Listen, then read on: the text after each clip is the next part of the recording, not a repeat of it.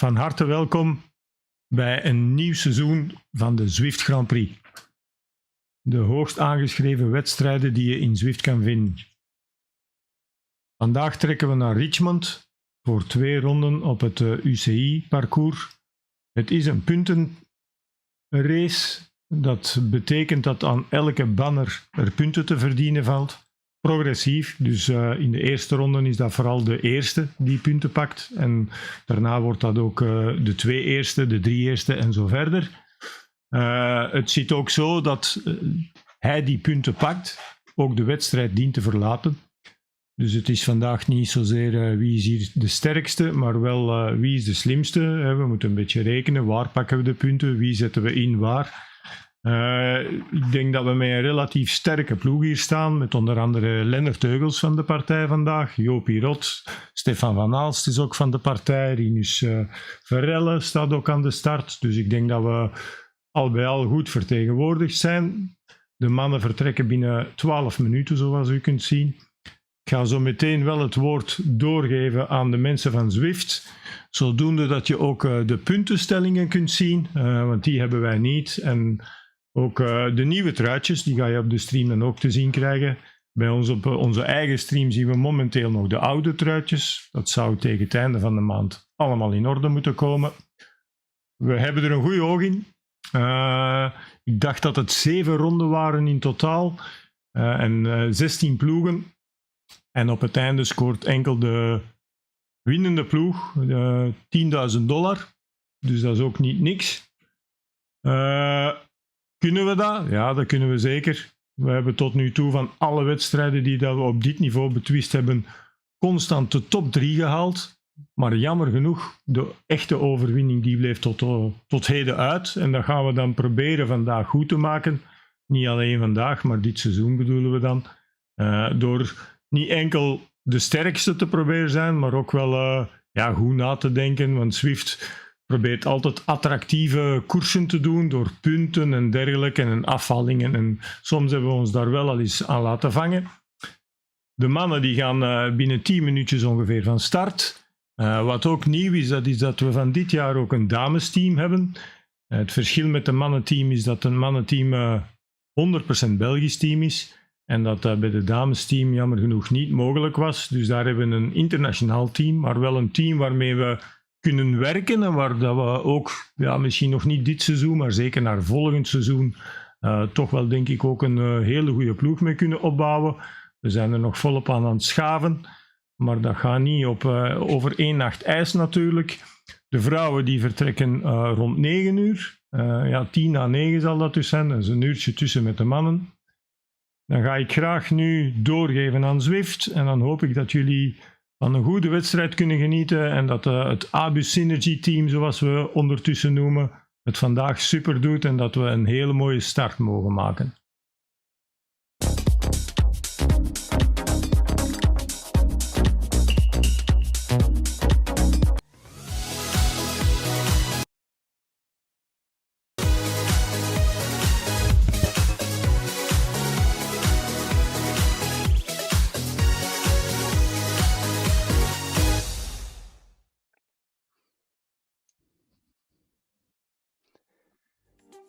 Hello and welcome everyone, wherever you're tuning in around the world. Welcome to the second season of the Zwift Grand Prix. This is Zwift's Invitational Elite Race Series. And the formats are even more varied this year than they were in the inaugural series last year. 7 rounds spread across the next 4 months. This is the place to be to catch elite racing. The men's race, as you can see, is due to start in just a little over 9 minutes.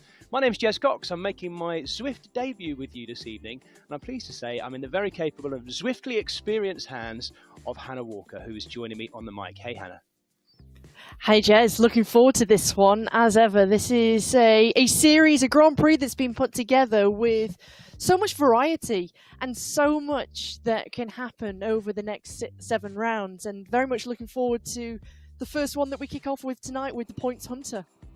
Absolutely. Well, we're sticking in the real world settings for both the first and last rounds, and the same format as well, the format of Points Hunter. Tonight it takes us to the 2015 UCI World Road Race Championships finishing circuit in Richmond, Virginia, and the circuit which we're going to be taking in 2 laps of. Now, tonight's format, the Points Hunter, is really the ultimate way of testing a team's strategy and skill. Let me just explain a little bit for the people at home. 2 laps, and each of those sprint points are sprint points, as you can imagine, where points can be scored. However, as the 2 laps go by, the amount of points and the number of people that can score them goes up. The crucial thing to understand, though, is anybody who scores any points at each of those points is immediately eliminated from the race. So strategy is going to be absolutely critical. You can see on lap 1, there's only 1 rider scoring at each of those points. Of course, as soon as they've scored, they are out of the race. So the person who scores that first sprint at the first sprint point is immediately eliminated. Hannah, this is going to be absolutely fascinating to see how the teams do this in their teams of 5 riders. It's going to be incredibly arduous and attritional throughout the whole race, and strategically the way in which teams come into this and how they've planned for this. I mean, it's one thing coming in with a plan, but it's another thing executing it, because we've got 16 teams here, all made up of 5 riders per roster, and each of those teams very much looking towards the same type of strategy, and the tactics are going to be incredibly important. So 16 teams, 80 riders. Shall we get into these first ones? Hannah, talk us through here, because we've got some big hitters on this first page, haven't we?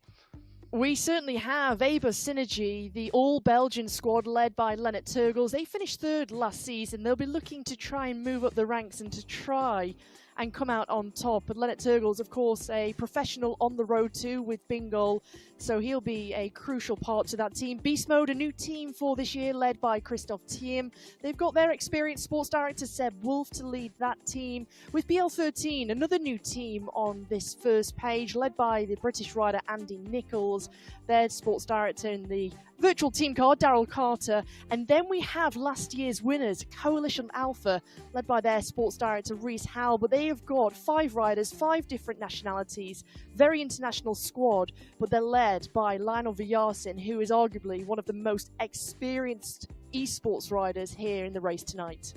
Can Coalition Alpha do it 2 years in a row? Let's see. On to the next page. Deepak Elite, new team to the Zwift Grand Prix, and a couple of Welshmen in there, one of whom worth looking out for, Ed Morgan. He's made very steady progress to this very high level at the elite end of Zwift racing. Keep an eye out for him tonight. Another new team as well, the Foudre Poncheurs Coalition, the French team with the 1 Belgian rider, the Tom Breyer. By the way, if you're wondering, Foudre is French for a large wooden vat for holding wine. Originates from the Rhone Valley, so we know what they'll be doing if they're celebrating after today or after any of our rounds in actual fact. Keep an eye on the boys in light blue.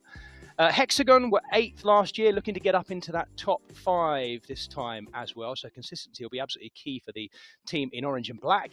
And then there's Movistar. Their women's team were 4th last year. Their men's team was 6th. Their target, I'm certain, will be the podium this year in the 2nd edition of this race. They have 2 top 10 finishers from the UCI World Championships of Esports. Harvard Klednes was 7th, and Kjell Power, the Belgian rider, was 5th. Now this is a team, Jez, Next Esports, powered by Ensured. They finished 4th last season overall, but arguably the 5 riders that they bring to round 1 here in this Grand Prix, you would say are one of the strongest teams on paper. Now putting it into practice, they're being led by James Barnes within their squad, the South African. He was 8th at the UCI Esports World Championships, and you take a look down at the strength in the power that they have within that roster. Looking forward to seeing them race. A new team, 2 new teams actually, Primo RWB and Restart, as well as Saris. Now Saris is a team that we've known in esports for a long time, but new to this series, led by Matt Gardner. They also have a late addition to that squad with Holden Komu, which is great to see. They've got an incredibly A strong squad, 5 Americans within that team, and then they've got Stuart Miller for Prix to lead that team of 3 Irish riders, a Brit and a German, and then Restart with Gustav Lindqvist. Right, on to the final 4 teams then as well. Team Castelli was 7th last year, as you can see, and they have racing with them the American Nathan Guerra, who of course, for many of you will know as the voice of Zwift really, and certainly the Zwift Community Live community, the veteran racer. I can see him on my screen in front of me right now. We're going to be bringing him in during the race and having a little look at him while he's racing, see if we can squeeze a word or two out of Nathan as well during the course of the race. Team Swedish were 12th last year. Their women were 7th, and I know on both fronts they'll be looking to move up this time as well. Toyota Elite were 2nd. Now they're very clear what their goal will be this year, finishing 2nd last year as well. And they've got a lot of talent in there. Very, what should we say, kind of level team. There's no weak players in there either. They're an extremely multinational team too, as you can see. And then finally, Wahoo Lecole. Their women were 2nd last year. Their men were 5th, which makes them the top performing team across both categories. And of course, they have that runaway UCI esports world champion in there, in the Dane, Bjorn Andriesson. Those of you who watched it last season, the World Championships, will have seen Bjorn Andriesson ride away from the whole field. Now, if he does that today, he'll be in serious trouble from the start, Hannah, because he'll score just the 4 points and he'll be out of the race, which might not be what his team want. But let's see. What a team, though, eh? Wahoo Lecole. Right, we've got 2.5 minutes. Looking forward to seeing Wahoo Lecole and looking forward to seeing the world champion stripes in this race too. Yeah. It was an incredible win, that by Andriesson, and it's obviously exciting to have him here amongst the world's best Zwifters too. It's going to be quite a race. This is going to be fascinating because you and I were talking just before we came on air, Hannah, about the opportunity that some of these 16 teams actually might not score any points, and yet you could finish the whole race with all your riders and still score no points, potentially, if it's going to be that hard. And this is not an easy course, Richmond, is it? It's not an easy course, and especially with the quick succession of the 2 climbs that we'll see in terms of Libby Hill and 23rd Street. And so it makes it incredibly attritional, but there's little time for any rest or recovery. No, absolutely. Well, look, one man who's going to have very little time for any rest or recovery, unlike us, is Nathan Guerra. Now, I think we can just check in with him. Let's see if we can see Nathan warming up. I can see him smiling. Hey, Nathan. Hey, you guys, can you hear me okay? Yeah, we can hear you fine. It's good to have you with us. Are you warmed up, fired up, and ready for this start? Because it's going to be hard, isn't it? I've been warming up for like a month and a half, I think. I'm super excited for this. I'm really excited. I've been, on the other side of this and jealous sometimes. You know what I mean? Of like, I want to race. So I'm super excited. Plus, I know a lot of these guys. We're having fun in the pens chatting. But it's all going to go off. And I think gloves are going to go on. And the friendship's over for a little while. Awesome. Nathan, can you tell us anything about the tactics of your team, Team Castelli? Anything give away? Don't worry, no. Or maybe, can you tell us anything? No, don't do it to you. No, don't. Nathan, don't say anything. There's going to be a lot of people saving from across all the teams, I think. So. Okay, interesting. Right, very interesting. Thank you, Nathan. Good luck. We'll try and check in with you when it's not too hard. But fantastic to have Nathan Guerra with us. We've got 30 seconds till race start. We can see the riders there held in the pen, as Nathan described, just getting in their final warm-up. These are really nervous moments, Hannah, because this is the highest level of Zwift racing, and it's going to happen. It's all going to kick off very soon. It is, and the nerves will be high because, of course, the pressure's on to make sure that you can try and deliver for your team. And let's not forget, this is a team race, not an individual race. Yeah, absolutely. In fact, the individual winning that last sprint for those 8 points doesn't necessarily mean anything in the team classification, because all that matters is the points you amass as you go through it. And do not forget, folks at home, I'll remind you, every single person that scores any point, even if it's just one, is out. Right, the riders are out on their roll-in. As they go across the finish line for the first time, they will all pick up a power-up. If you're new to watching Zwift, that effectively means it's a little magic power-up that you have in your pocket as such to use. And in this instance, it will be the Aero power-up. Now, Aero power-ups, if you're not aware, give a rider, when they choose to deploy it and use it, a 15-second 25% reduction in their drag. So there'll be that little bit more slippery through the wind, just for those 15 seconds though. When they use it is up to them, and they get a second one the second time across the line. So this is heading westward now on our course towards the finish line, which is a very linear course, the Richmond, Virginia course. It's quite flat on the way out, and then the hills really come towards the end of it. We've got one rider pushing on already by the looks of it, Hannah, as well. We do. This is one of the riders from BL13 who is, by the looks of things, trying to get away. Looks like Joel Lewis. And he's taking his opportunity early, Jez, here, because the first sprint location comes after 4.2 kilometers into the race. And so if they can try and pick up 4 points and get points on the board early, they're already putting themselves right up there in striking distance. And as we said earlier on, Jez, some teams might come away totally empty-handed here without any points whatsoever, such is the nature of tonight's points hunter. Yeah, absolutely. So 4 points available on the line, not the line, sorry, the sprint point, which is our first sprint point. It's out just after a turn, in actual fact, over near Carytown, the west end of Richmond, Virginia. It looks like a little chase is being mustered though from behind. If you're new to watching Zwift, if you look just beneath each of the riders' names to the right of the flag, you'll see their watts per kilogram. And if you're knocking in the 5s and 6s for these guys, you are absolutely caning it. If you look down the numbers there, you'll see just what some of these riders are doing as they're pressing on in that pack, and the drafting effect in there is really useful. I should just point out, Hannah, it's worth us pointing out, isn't it? There are all of these bikes and equipment for these riders is neutralised for the Zwift Grand Prix. So the fact that you're seeing Tron bikes in there, different coloured bikes and different equipment, actually is all nullified and neutralised for this whole series, isn't it? Which is good.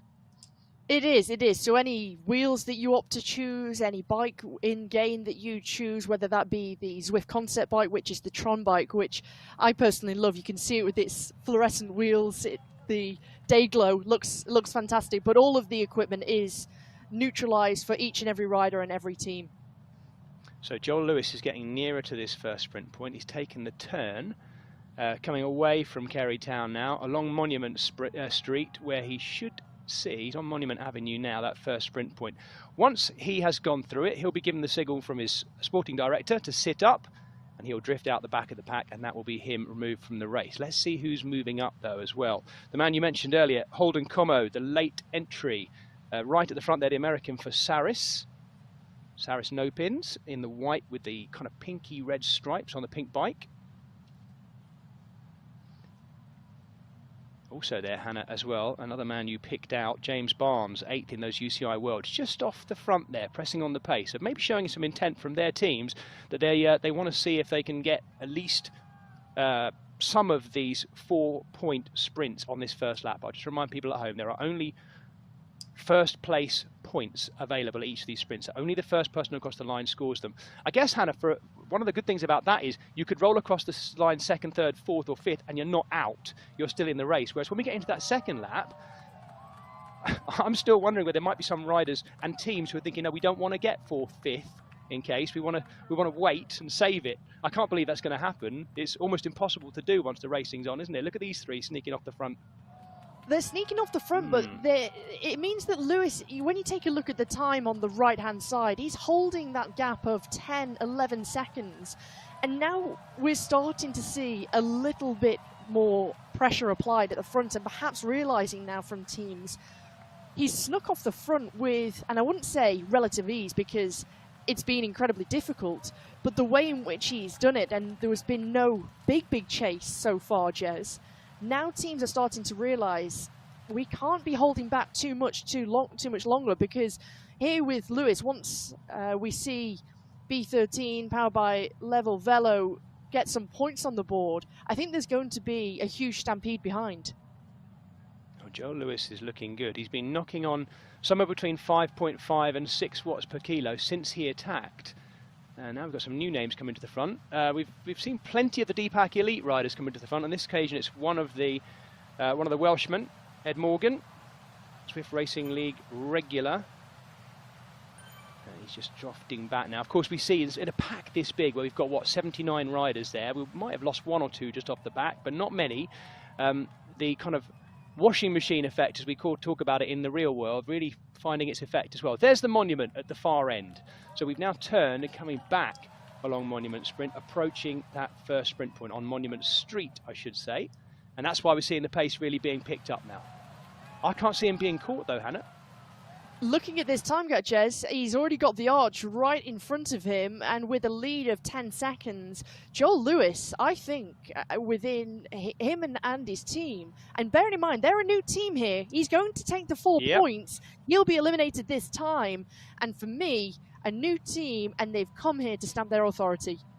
Absolutely fantastic to see BL13 in that funky yellow and orange kit take it. Poor old Joel Lewis now gets passed by everyone. He is coasting, and we have an attack as well. They're coming from one of the riders in the new kit, that isn't it? That's Restart, I think, if I'm not mistaken. Yeah, Matthias Petri, the German, on the attack, but he's being joined by others now as well. I think I was very surprised, Hannah, that no one else went actually on a full-blown attack like we saw Joel Lewis do on that first lap. That first sprint point on the first lap. It's one of those, it's quite like what Nathan Guerra was saying just before we went to the start. A lot of teams are wanting to save. They're wanting to save this energy and go for the big points towards the back end of tonight's race. And so it's a big gamble. Do you risk everything and try and go for the big points towards the back end? Or would you prefer to play it safe and get points on the board early on? Well, this is a big attack by one of the Swedes on the Team Swedish Zwifters. And it not looking like he actually hit out really hard there. It was sort of 9, up on the upper 8, 9 watts per kilo.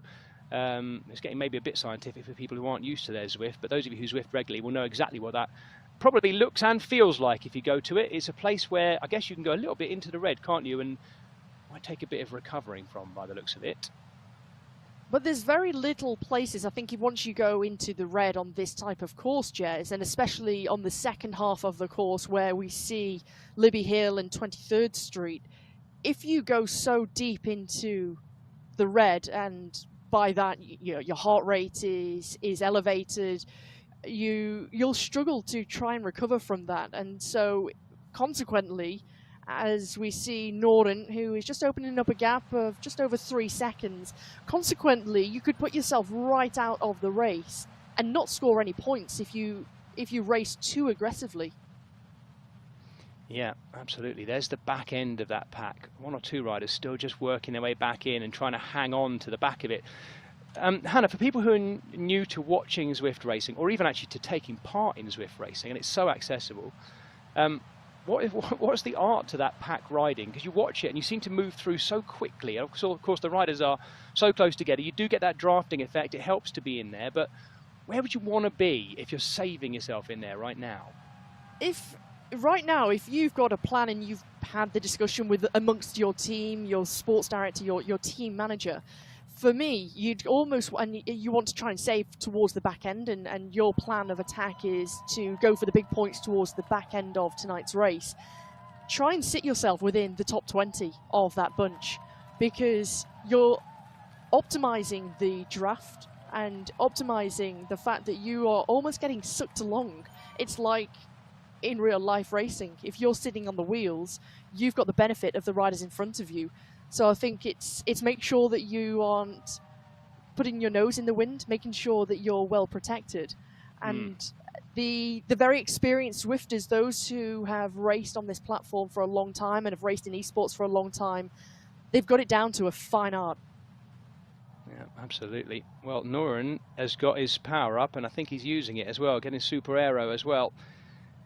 Using it right now, so he chose a moment to use it on a long straight run as well. There he gets his 15-second 25% reduction in CDA, so frontal area drag, the amount of suck he's creating in the air, that will have been just giving them a little bit of a kick as well.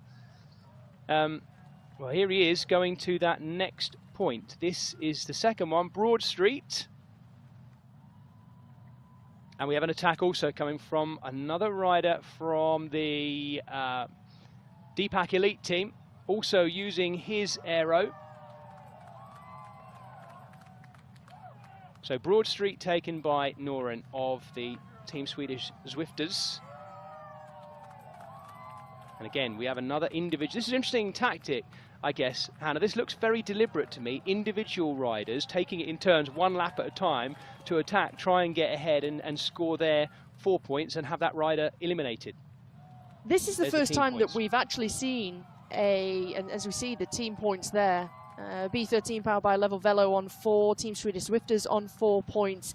This is the first time that we've seen almost a counter-attack. Now that that's been nullified, Jeffrey Muller of Hexagon in that orange and black kit has now been caught by the main pack, and the gap to Berms has been brought back to 6 seconds here. The next point will be Libby Hill. That will be after 12.9 kilometers of racing. Yeah, Berms has gone really hard as well. He's settling now. You can see he's going downhill at that point, which is why the watts have dropped a little bit. We've seen him already use his aero power up too. Now those points will change, those team points will continue to change radically, because don't forget on this first lap it's only the 4 points scored by the one person who goes across the line on the 16.3 kilometre laps of this Richmond circuit. Fantastic racing circuit, nicely varied, and as Hannah mentioned though, grippy towards the end, because the next well, sprint point isn't a sprint point, it's a KOM, it's the Libby Hill KOM, and that's what Tom Berms is going for here, but I think he's going to be caught by the looks of it. He may have gone a little bit too deep too soon. Either that or he's sitting up. I think this is a combination of the fact that there's started to be a lot more momentum on this downhill section of the course here from the pack behind. And of course, a larger pack is going to be travelling at a much faster pace and speed than one sole rider out front. And Berms, the Belgian rider from D-Pack Elite, his effort has come to nothing, and now it's important, Jez, that he tries to get some recovery and respite here so that he's still got something left to give to his team afterwards. Yeah, we're back down on the sort of southern eastern side of the course, very close to the James River as well. It's a very lifelike realisation of the Richmond course here as well. We finished this whole series, by the way, back in Yorkshire, and Zwift's long history of involvement with these World Championships is, well, there we can see our World Champion right at the back, Andreasen, with his World Champions bands on. The first time I picked him out, Hannah. That's great to see, isn't it? Isn't it nice to see the World Champion bands in this race, and for him to be showing off those rainbow stripes in the first round here in the Points Hunter? Absolutely. If you're yeah, as I say, I'm very much on a charge this winter, Hannah, to try and bring people over to Zwift who maybe aren't used to watching it, or who've gone, yeah, it's not for me really. The Points Hunter is just the best way to show you how well you can work as a team together in the virtual world. It's a brilliant format, and all of these riders are connected using earpieces to their team managers. Some of them are doing it in vicinity of each other's, but others are spread all across the world, connected through the internet, hearing the voice of their DS, telling them what to do. What do you think Abus Lecol's team DS is saying right now, I wonder? I think the sports director Koen van Gate is saying to his rider, his Belgian rider here, it's now or never. And I think once you make an effort, it's got to be 100% commitment, because I think if you try and hold yourself back to 65, 70% effort and it doesn't pay off, you've used a lot of effort for no reward. And so on this first lap particularly, where there's only one rider and one rider who will score at each of the points, until we get to lap 2 where that'll go deeper down as we go through each sprint, I think it's now important that you're getting that encouragement from your sports director, and you're also being given the time gaps. Verhaele has started to increase his lead now, 8.4 seconds of an advantage, touching on 9 seconds. And so this is very much about the encouragement, Jez, because 12.9 kilometers into the race is where he'll get those points on Libby Hill. And Libby Hill is no mean or no easy climb. It's quite a mean one with an average gradient of 6%, and it's 600 meters long. Yeah, it's got 3 or 4 switchbacks in it as well. It's a tough one. He has that yet to come, and he's been laying it on thick. He hasn't dropped below 6 watts per kilo at all, really, since he's attacked, which is why he now has nearly 13 seconds of lead over Lennart Tugels, that pro team rider in the real world who's chasing him in second, although he is, of course, his teammate. So he may just be marshalling the front Tugels, those two both riding for that Aber Synergy team. Don't forget, that team third last year in the inaugural Zwift Grand Prix. So they are looking to build on that and be dominant this year. And it's a good way to do it. They've started well.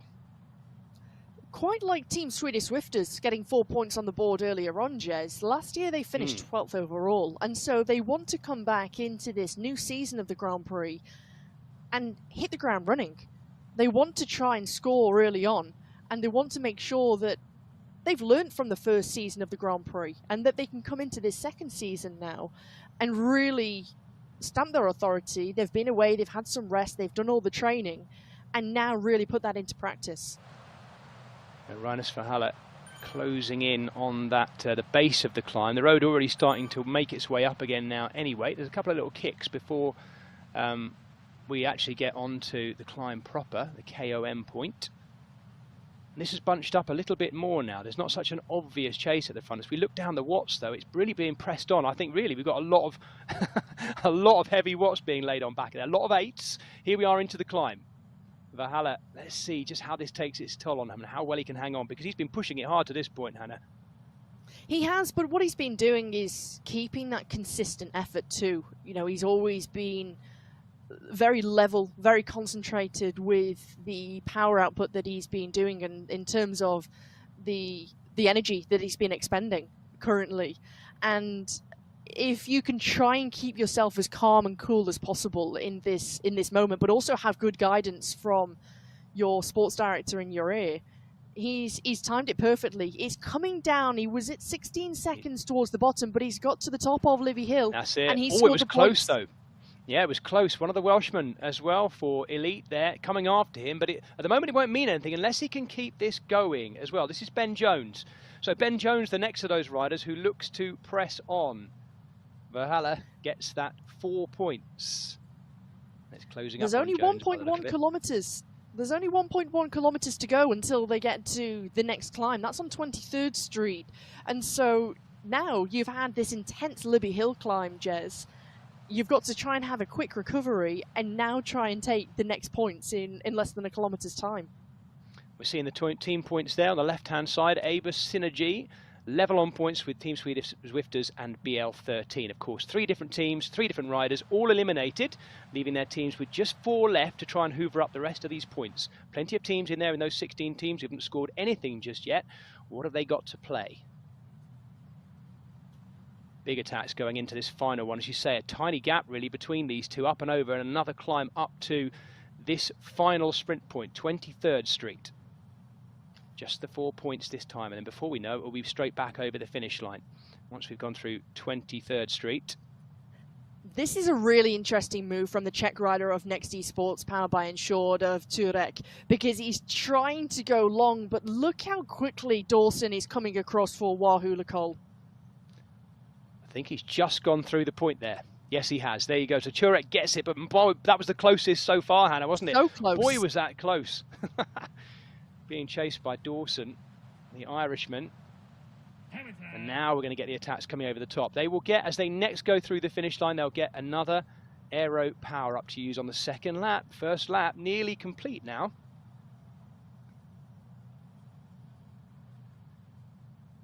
So that means, once again, it's another team. 4 different teams have scored those 4 points, leaving Aber Synergy, BL13, Next Esports, and Team Swedish Zwifters all leading, but so much to do on this second lap when the points start really racking up. The next time they go through the next sprint point, there will be 4, 3, 2, and 1 points. And don't forget, everyone at home, all 4 of those riders will then be eliminated. This pack will keep getting smaller and smaller and smaller over this coming second lap.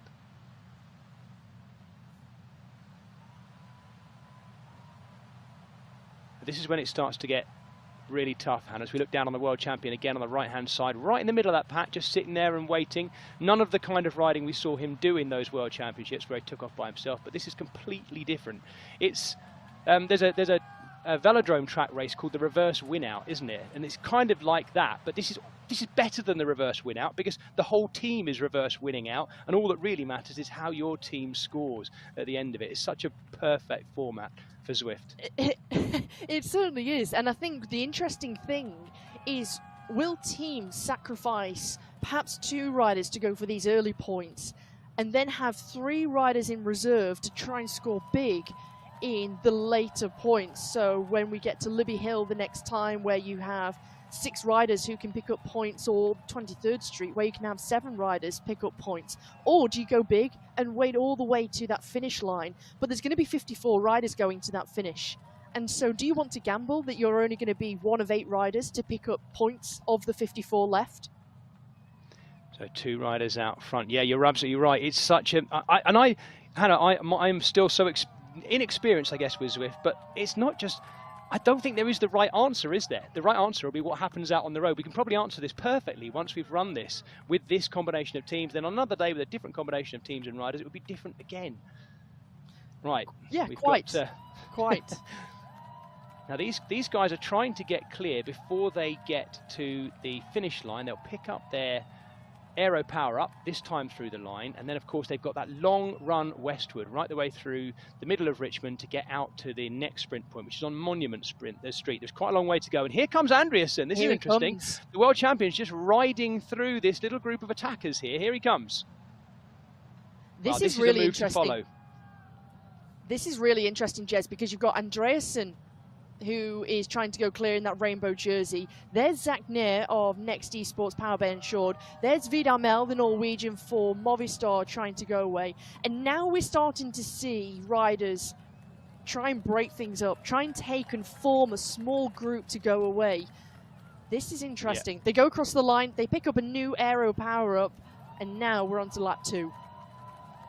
Paradane's choosing to use it there already. I don't know whether that was intentional. We've also got the bronze medalist from the esports world leading, Mark Mading, the German rider, right on the front there, riding for Beast Mode. First time we've mentioned that team so far. So, next sprint point they get to will be at the far western end of the course. They'll have gone around the monument turn, turned back on themselves. It's not for a while just yet, so they probably need to calm down a little bit, but by the look of that pack, there's not much calming down going on. Look at the numbers in there. There's a lot of 5s and 6s rocking up. Andreasen's going off the front as well. This is not what I'd have expected to see, Hannah, at this stage. At this next sprint point, there are, what have we got, 4, 3, 2 and 1 point. So you can only score, if you win it, as many as you would have done on the first lap. I think as well they're wanting to try and make this very intense for those who might already be struggling, and to try and string things out and put yourself and your team in a strong position and try and get rid of some of those other riders who are left in the peloton right now, and to try and eliminate other teams from scoring those big points. And if you have a plan to try and take many of your riders forward in this first select group, then you're going to score big points, aren't you? We're getting the data there on Bjorn Andreasen, our world champion.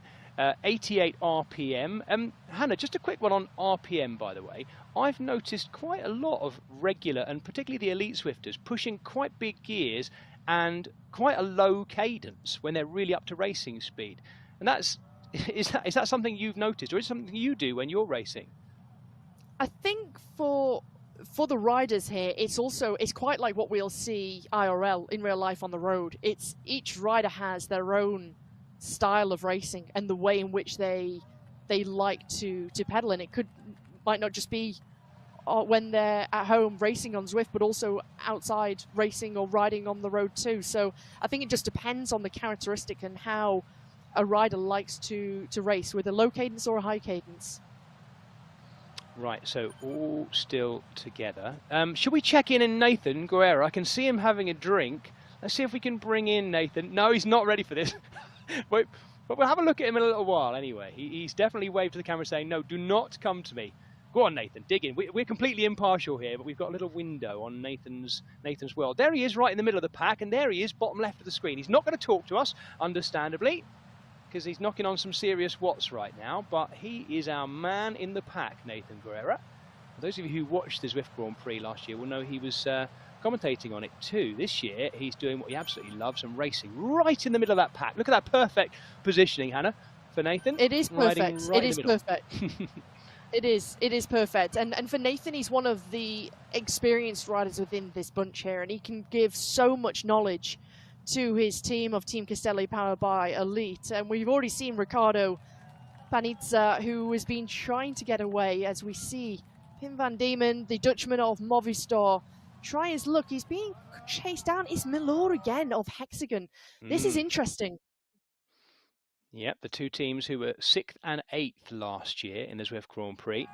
Milor just covering that move and sitting in behind Van Diemen, very deliberately as well, not coming past him. And actually, that's a skill in itself in Zwift, isn't it, Hannah? Getting up to a rider, not going past him, just backing off a little bit in order to get into their slipstream and wait there. They've got company too. Looks like Ava Synergy again. This is that long rollout. This might be where we see some of these riders using their aero power-ups. Not many seem to have used them. I haven't noticed many using them so far. Hannah? I think what we've seen is riders are saving those power-ups and they're using them at the vital times. So we didn't see riders perhaps using them earlier on in the race on lap 1, but they certainly used them going over the top of Libby Hill on that descent into 23rd Street. And so for these riders, you only get 1 power-up per lap. And so you've got to be very wise at when you want to try and use it. And you can just see there one of the riders from Ava Synergy, one of the Belgian riders, using it in order to try and attack and get away from the peloton. Here he is. Look at this from Paradanes. Yeah, he's gone again because he covered that last move, didn't he? He's gone hard over the top, 10.5 watts per kilogram from the American, but he's still got company. Talbot as well, the American just in second place, the Saris rider, had gone clear. He'd made a big effort to be out there in the first place, but Paradanes has gone right over the top of him. Those two are clear, and he's got it. By the time he gets to the line, he should have this if he can hang on to this. Look at the numbers that are being pushed. It's the first time I've seen a 12 on there from a rider in the lead. 12 watts per kilogram, and he's got it. So that's 4, 3, 2, and 1 point's gone there for those riders. We should be able to bring you that. We should be able to bring it. Paradane's getting the 4 for Abus. Good points there. Frantically writing these things down. That is going to get more and more difficult to stay on top of as well. But those riders now, of course, scoring but eliminated at the same time. Losing riders all the time. So after that sprint point, we are now down to 72 of the 80 who started, and the drop-off starts getting greater and greater as things go by. We must note, Hannah, there's riders in here now who've made moves and attacks. The likes of Mading has been in there. We've seen Morrissey have a go off the front as well, who are now in this pack and have already spent some matches without getting any points just yet. But it makes sense that the teams themselves want to make it hard for the others and see who they can shake out. They do, but there's only so many matches you've got. If you think, Jez, you start with a sugar cube, and every time that you make an effort, you're chipping away at that sugar cube, and once you use all of that sugar cube, you've got nothing left in the tank, and so you've got to be very wise as to where you use that sugar cube. As we see in Vidar Mel, he's another rider from Movistar who has made several efforts so far.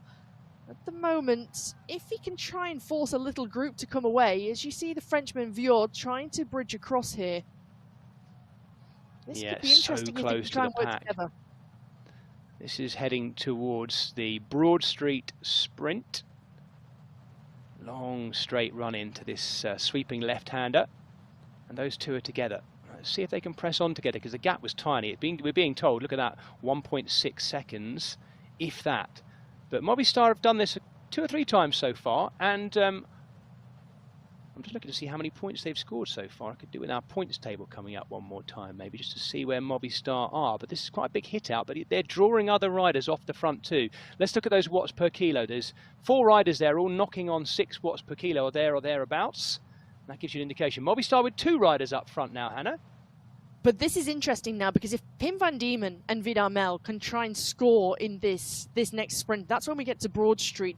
5, 4, 3, 2, and 1 points. 5 riders eliminated this next time. And so if they can get 2 riders to score at 1 sprint, they'll put themselves right up there and they'll elevate themselves in that leaderboard.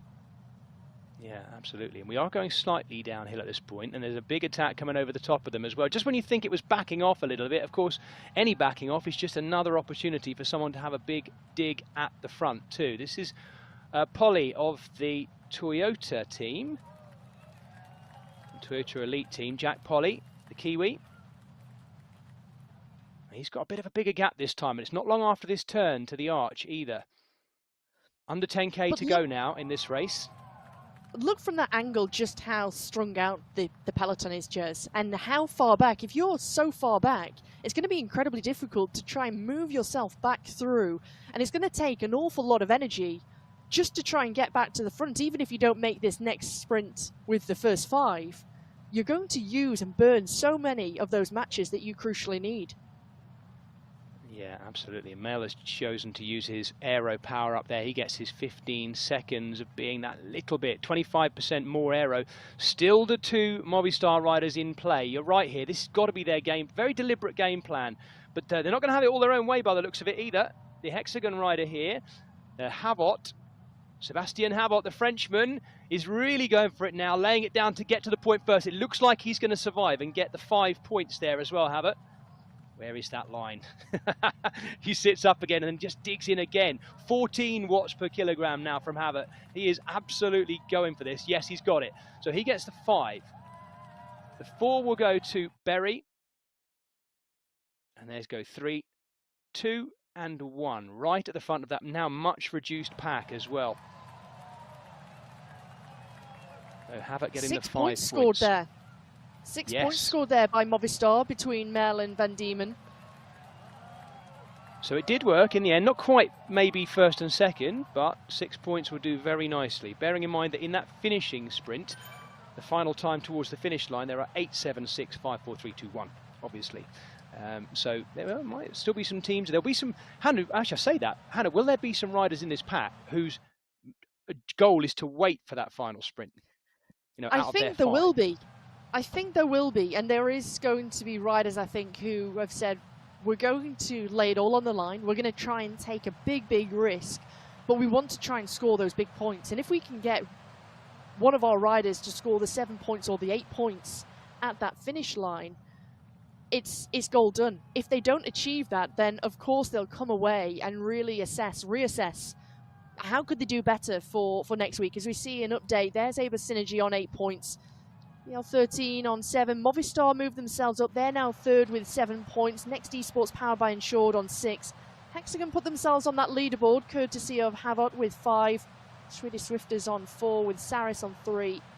Toyota Elite on the 2 and still yet to score. Beast Mode powered by Rose. Coalition Alpha, Deepak, Fudra, Primor, Restart, Castelli and Wahoo Lacole. Now, Coalition Alpha, wow, they're one of the strong teams, Jez, but this... Are they leaving it with a lot of work to do? Are they taking a big risk and a big gamble here?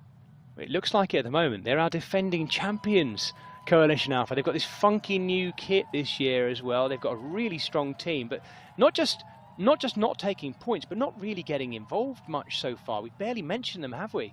That is very interesting. Is it all about to turn around in these next, well, 3 sprint points? We have 3 sprint points left now. The KOM point at the top of Libby Hill, and then the 23rd Street sprint, and then the finish line as well. So they go 6, 5, 4, 3, 2, 1, 7, 6, 5, 4, 3, 2, 1, and 8, 7, 6, 5, 4, 3, 2, 1. To do all the reverse counting in one go. Hey, Hannah, one of the things we need to remember is that final sprint will be contested by, even if they're off the back, we'll include them in this count, 54 riders, which means that of the whole, let's say, 45 minutes of racing or something, 46 riders will probably finish this race and not score a single point. How demoralizing is that for them and their team? Because it literally, they may have ridden their heart out. Someone will be in this pack and not score. They've ridden their heart out and they've actually contributed 0 to their team. That's tough, isn't it? Yeah, it is very tough, but this is top-level racing here that we're seeing, and we're seeing the best riders, the best teams come into this Grand Prix. And it all comes down to the tactic, the strategy, the level that they're racing at. And this is such a high level. And so each move, each effort, each time you burn a match it is all going to accumulate to something, and for some, it's going to pay off, and for others, they're going to walk away empty-handed. Well, that was Kamiński. Michał Kamiński, the Polish rider for Coalition Alpha, almost as if he's listening in to Hannah and I here in that lovely new Coalition Alpha kit, last year's winners, the defending champions, going to the front, getting a little bit of a gap, Kamiński, then backing off. I think what we might be seeing here, Hannah, a little bit, is the riders knowing and having learnt, if they didn't know already, just how hard that climb of Libby Hill is, because this is the long, sort of slightly undulating downhill that takes them to that cobbled climb, and it's all about the weighting and the positioning right now. It is, and I think you mentioned the fact that we haven't mentioned or talked about Coalition Alpha so much. I think how we can relate to the way that they've been riding so far and the fact that they've been so anonymous is almost like a sprinter. During a race, let's say in the Tour de France, you won't necessarily talk about a sprinter until the final 200, 300 meters of the race, because they've been able to keep themselves so well hidden for the whole stage. And now Coalition Alpha are showing their colours, and they've been protecting themselves but also saving as much energy as possible. Yeah, this is Lionel Vujasin, the Belgian rider for Coalition Alpha, just off the front. And maybe this has been the game plan. Give away a few points early on, lose a few riders as they take up those points, and then come in for the big points late on. Let's hope it works for them, the defending champions, because it's a, well, we'll only know afterwards if it's a risky tactic, won't we? Vujasin has got a little lead here, not big by any means. Looking for the other Coalition Alpha jerseys in that top 10, top 12 of riders on the right-hand side of the screen. He's the only one at the moment, but it's an ever-shifting and evolving peloton, that one. It is, but this is an interesting move. You've got Next Esports and Coalition Alpha, who have formed a duo here with Lionel Vujasin and Brad Duffy Jr. They've opened up a gap 3 seconds, and it's heading northwards. Yes, it is. Duffy Jr. there, just tagging on to the back of Vujasin. This is a very strong pairing between these two. Two very strong teams, of course. Next Esports, of course, were 4th last year. Looking to build on that here. This is a useful one. At the top of this KOM, if they survive to the top of the cobbled climb of Libby Hill, it'll be 6 and 5 points for those two. But look at that gap visually. That's a tiny pack, Hannah, isn't it? I know I keep talking about there being 67 riders heading into this. That's not 67 riders there. No way. We've definitely got groups off the back of this as well. This has been an intense race. It has been intense, and there's been very, very little time for any rest, recovery, to try and sit in the wheels. You can see just how hard Lionel Vujasin is making this for Brian Duffy Jr. That little acceleration in power, he was losing the wheel a little bit, and now we see Abus Synergy with Van Elst try to go off the front here and to try and take the 3rd place here. But Kjell Power, look at this from Kjell Power. Wow, is this the perfect timing? They know how tough this climb of Libby Hill is. Oh, they're both dropping the arrows. Even on the climb, dropping the arrow power up as well. Vujasin there. Vujasin looking like he's just going to miss out here. Or is he? Oh, Duffy. I think it was Duffy there coming through to take the 5. There's 6, I should say. And yeah, Vujasin there taking 5. 6, 5, 4, 3, and 2, and 1. We will confirm that for you. There it is on the left. Wow. That was in the end a very fruitful 2-up pairing there, but it was close because Kjell Power from Movistar was coming all the time, wasn't he, Anna? He was coming with a lot of speed and power. It's just a little bit too late, but take a look at that. 6 riders, 6 different teams, all scoring. Now there's only 900 meters until we'll get to that final point of eliminations. That's on 23rd Street. That's where Peter Sagan made his attack back in 2015 to go on and win his first road race world title. We're here now in the virtual world, and Nichols has decided for the team of BL13 level Velo that he wants to try and go for this one. He wants to try and take the 7 points that are on offer. He's very close, Andy Nichols, the British rider for BL13, the new team on the block who've been really active so far, taking the first points of the day today through Joel Lewis. Andy Nichols, let's look at his numbers. 9 watts per kilo right now, sitting on that up this rise as well. I think he's going to hang on. He's very close to it as well. We can see, oh, the chase is coming behind from Milor, I should say. The Hexagon rider. Is he going to catch him though, Hannah? It's so close up to this point. Nichols just hanging on, but look at the charge coming from behind. It's Mark Mading again, working his way through. Mading's left it, or has he? Mading's just left it too late. Nichols there, getting the 7. It's 7, 6, 5, 4, 3, 2 and 1. And we've only got the finish to come, Hannah. How's this happened? We've absolutely ripped through this race. We certainly have. And look again, it's that team of BL13 who've got 2 riders scoring of those 7. So they've scored amongst that there 11 points to their tally. Bjorn Andreasen is still there, the world champion. Well, this is it. This is the final sprint for the finish line. It's downhill to this point and then a gradual kick up to the line itself. All in, these are the last 54 riders, or I think it's actually probably more like 25 to 30 riders who are still in contention here, Hannah, and it's going to be so close. There are 8, 7, 6, 5, 4, 3 and 2 and 1. We'll have a look at the team points in just a moment to see how close they are, but this final sprint is going to be really important. Bjorn Andreasen right on the back of what we now have, a little bit of a breakaway. They've only got a couple of seconds over the rest of them, though. They do, but take a look at this, because Frieger, he's made his way into this select group, still chasing behind several riders. But this is really interesting because you've got Michal Kaminski, who is here, the Polish rider. There's Bjorn Andreasen, Lennart Turgels, who's just come off the back of the Tour of Turkey, brings some good form into tonight's race. He's got the strength. Now it's all about saving something for the sprint that's going to come. Here we go. It's fascinating the way, just thinking about the contrast between riding the Tour of Turkey, Hannah, and then suddenly doing this crazy hard 45-minute race. It's totally different kind of effort, isn't it, as well? Big attack coming from one of the Americans here, up the outside as well, for Next Esports. Zach Nair is trying to take a flyer. He wasn't initially in that group, so he's worked hard to try and get past. And crucially, he's trying to carry all of that speed, that momentum, to try and go past into this final kilometre here. Now this is going to be a real grind into the finish line. Can Nair hold on? It's going to be tight, because now Kaminski of Coalition Alpha comes up to the back wheel, and it's suffering. It's whatever you've got left in the tank now. Let's see how much things can change in this final sprint. They've got about 650 metres left to go.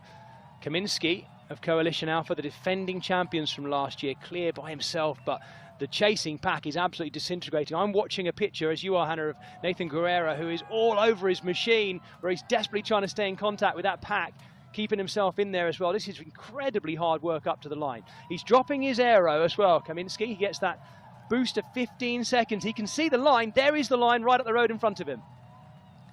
It's coming. He's got 1 second advantage over Lennart Turgels. It's a slender advantage, but what they can't afford to do behind is to sit, watch, and look at each other, because there's points and crucial points that are on offer at this finish line. Now is the time, and there is Bjorn Andreasen. The world champion drops the aero power-up. Can Kaminski hang on? I think he might just do it, but it's going to be so close on the line. For Coalition Alpha, the defending champions, Kaminski right there. Just watch behind him, because Andreasen is coming. Here he is, the world champion, and he takes it. The 8 right on the line. This is a team race, but we've had an individual piece of brilliance there from the current UCI World Esports World Champion. Bjorn Andreasen takes the final sprint, and it goes 8, 7, 6, 5, 4, 3. Just a couple more points to go. We've not had that many riders across the line just yet. Going into this final sprint, it was BL13, the new team on the block, who were leading. What has that final sprint done to it? There's Bjorn Andreasen with the win over Kaminski of Coalition.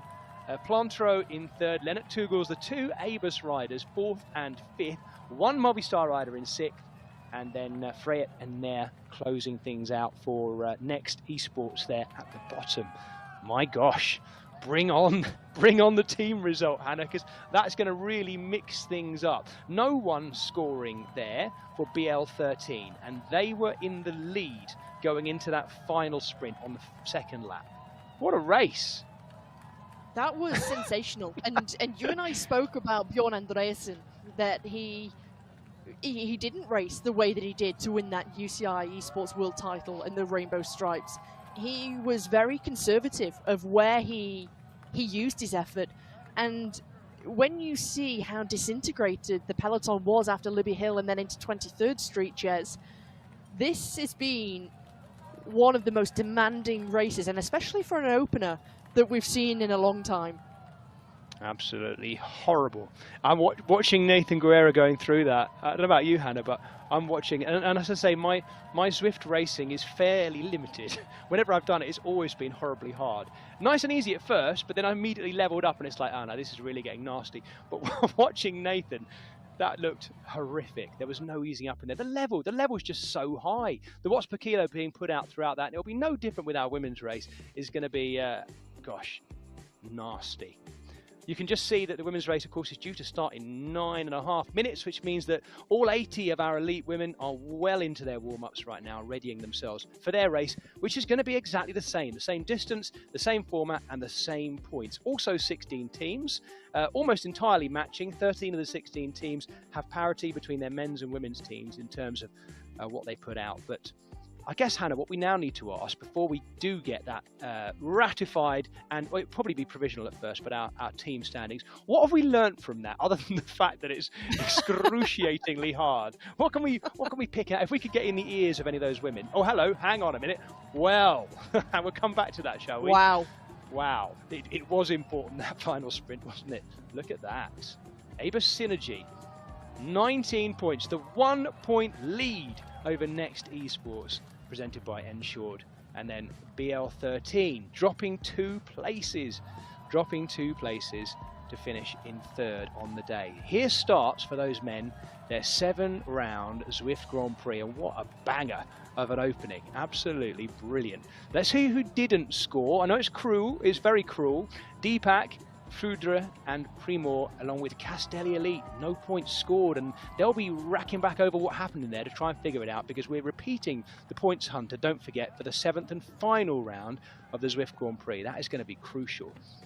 What have you spotted in there, Hannah? Who's done particularly well, and who can we be a bit harsh on, maybe? Well, I have to say that Evo Synergy, the way that they timed the final 2 points in which to score big was crucial to their win this evening.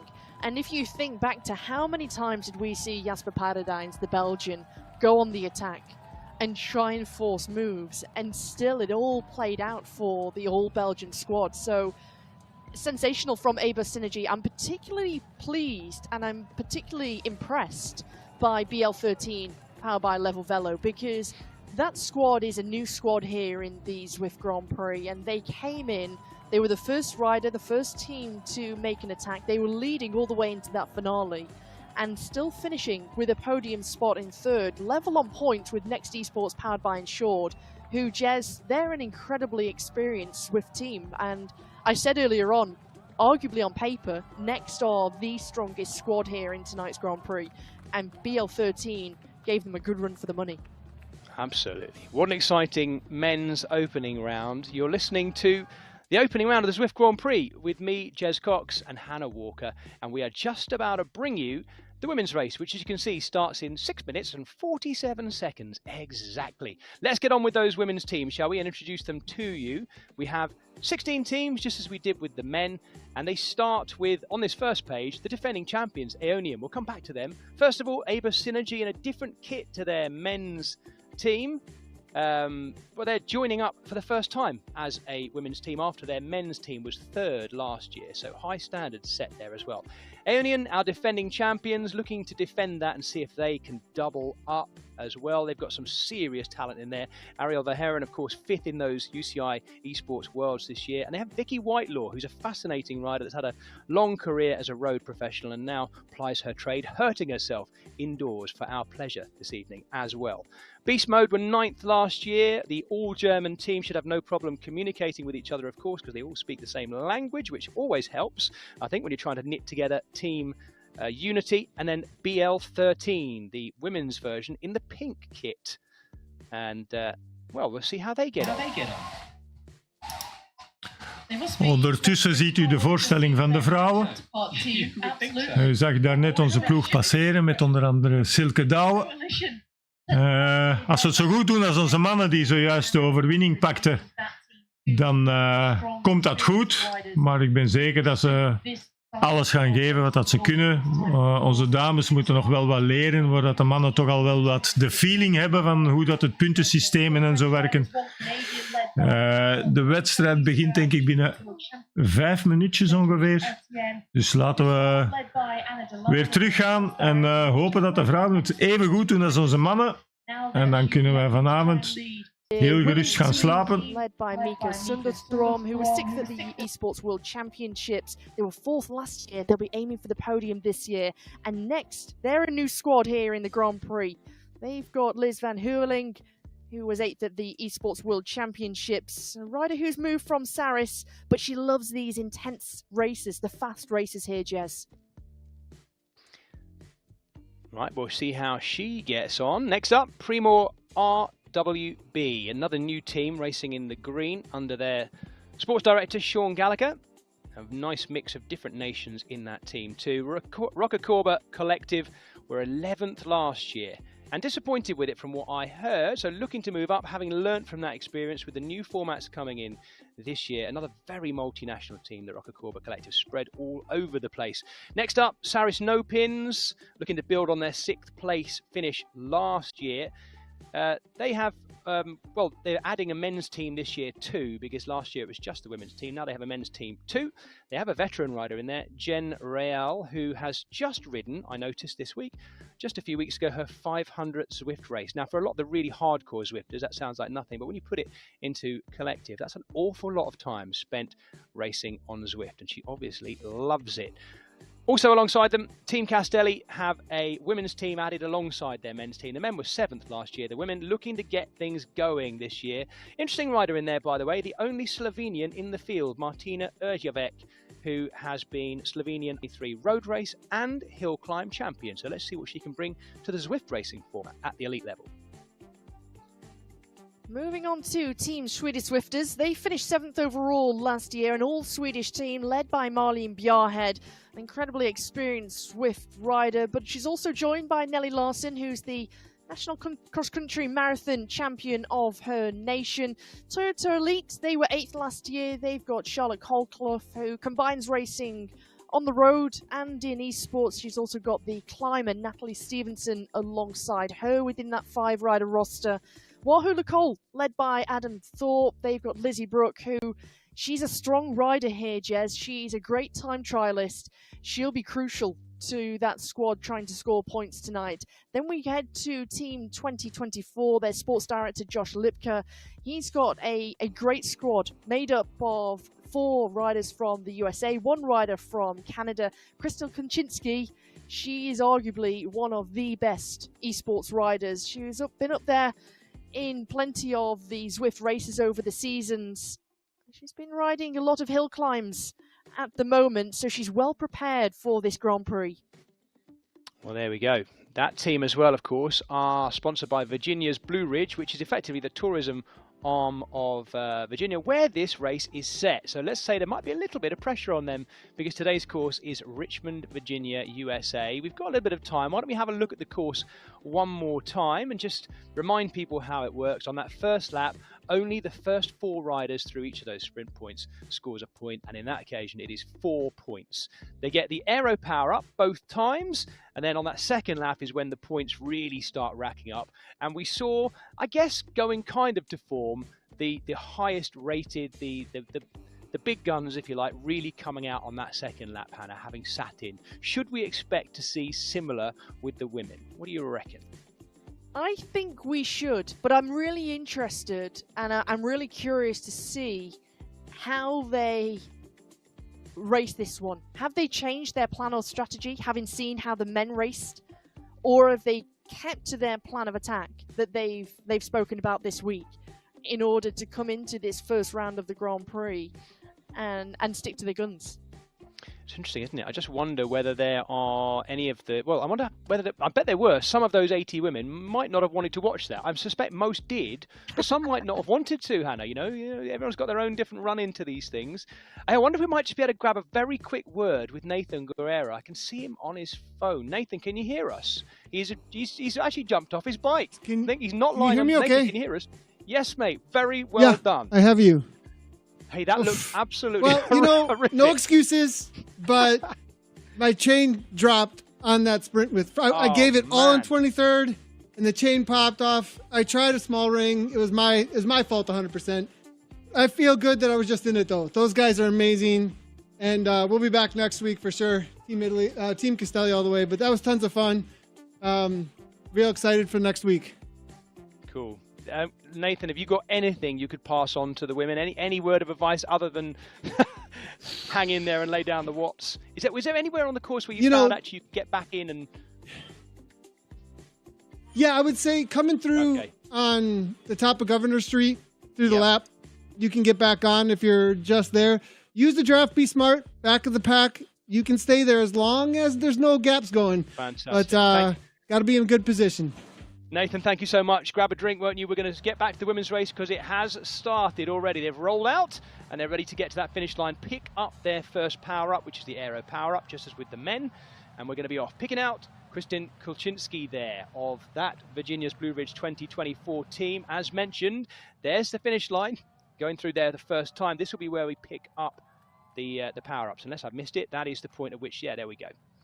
And none of the riders choosing to use it just yet. I don't know, Hannah, what you think. I'm trying to look to see just how useful those power-ups were when they were used. It's always tricky to tell. Unless you're actually in the race. They'll be feeling it, won't they, when they see the speed go up as well. But it's tricky. Most of the riders tending to use them in the same place. And I wonder whether the women will be influenced by what they saw of the men using them. I think as well, especially because there's only one power-up available, and so you've got this level playing field for all riders, all teams here. With one power-up, having this aero power-up, Jez, is you want to use it in the optimum place. You want to use it either on a flat piece of road, perhaps a downhill section to try and give yourself as much recovery as possible, because it's only 15 seconds, and so it's not... You have to use it to its optimum and make sure you get the best out of it, and you're only getting one per lap. Aber Synergy, we've got to remember they're in a different kit to the men's team. They have the light blue tops to their jerseys. They've pushed right up as well, just drifting back in again now. This is a slightly more measured and calm start, isn't it? A little bit more caution. Don't forget, folks, at home, on this first lap, it's only the first rider across. If you've just been watching the end of the men's race, that second lap, it goes crazy, and it'll be exactly the same thing with the women's race as well. But on this first lap, it's only that first rider who scores those first points, and they're immediately eliminated. Let me remind everyone of that. They are immediately eliminated. Lots of riders getting ride-ons, which is nice to see, dropping down on them from above. If you're not used to watching Zwift racing, that is coming all the way through everyone that's watching and doing it through the Zwift app as well.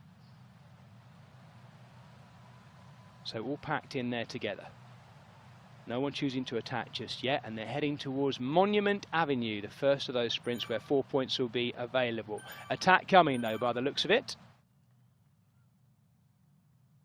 And once again, it's two riders from the same team. Wahoo Lacol this time.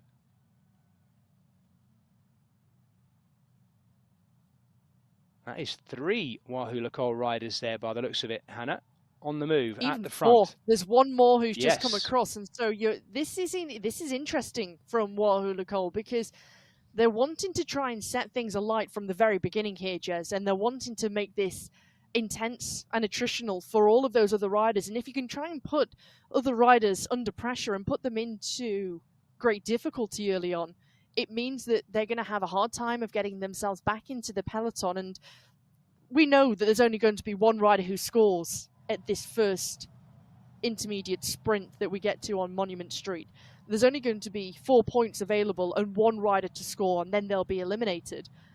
But this is very interesting, because now we've seen Hexagon with Mortas, the French woman, who has got a gap of just less than a second to Natalie Stevenson, the Scottish rider. Yeah, Stevenson just working her way up to the back wheel there as well, right in that draft. And Mortas has been out there about a minute or so by herself. And Mortas is not hanging around. Kristin Kulczynski coming across as well, so maybe she fancies those opening 4 points.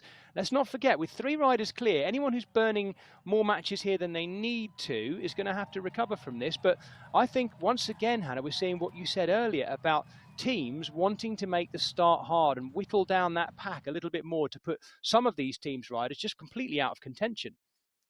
Well, look at this camera angle. We see that the peloton is relatively strung out, but we've already got riders who are and have been dispatched from the peloton. And so it's going to be very, very difficult for them to get themselves back into the race. And this is where it plays into the favour of those teams who, first of all, have got strength in numbers, Jez, but also have the strength and power to go on like this for a long period of time. And Wahoo Lacole have just that. They've got Lizzie Brooke within their squad, who she's an exceptional triathlete. She's a great time trialist, and she can meet the demands of the intensity here.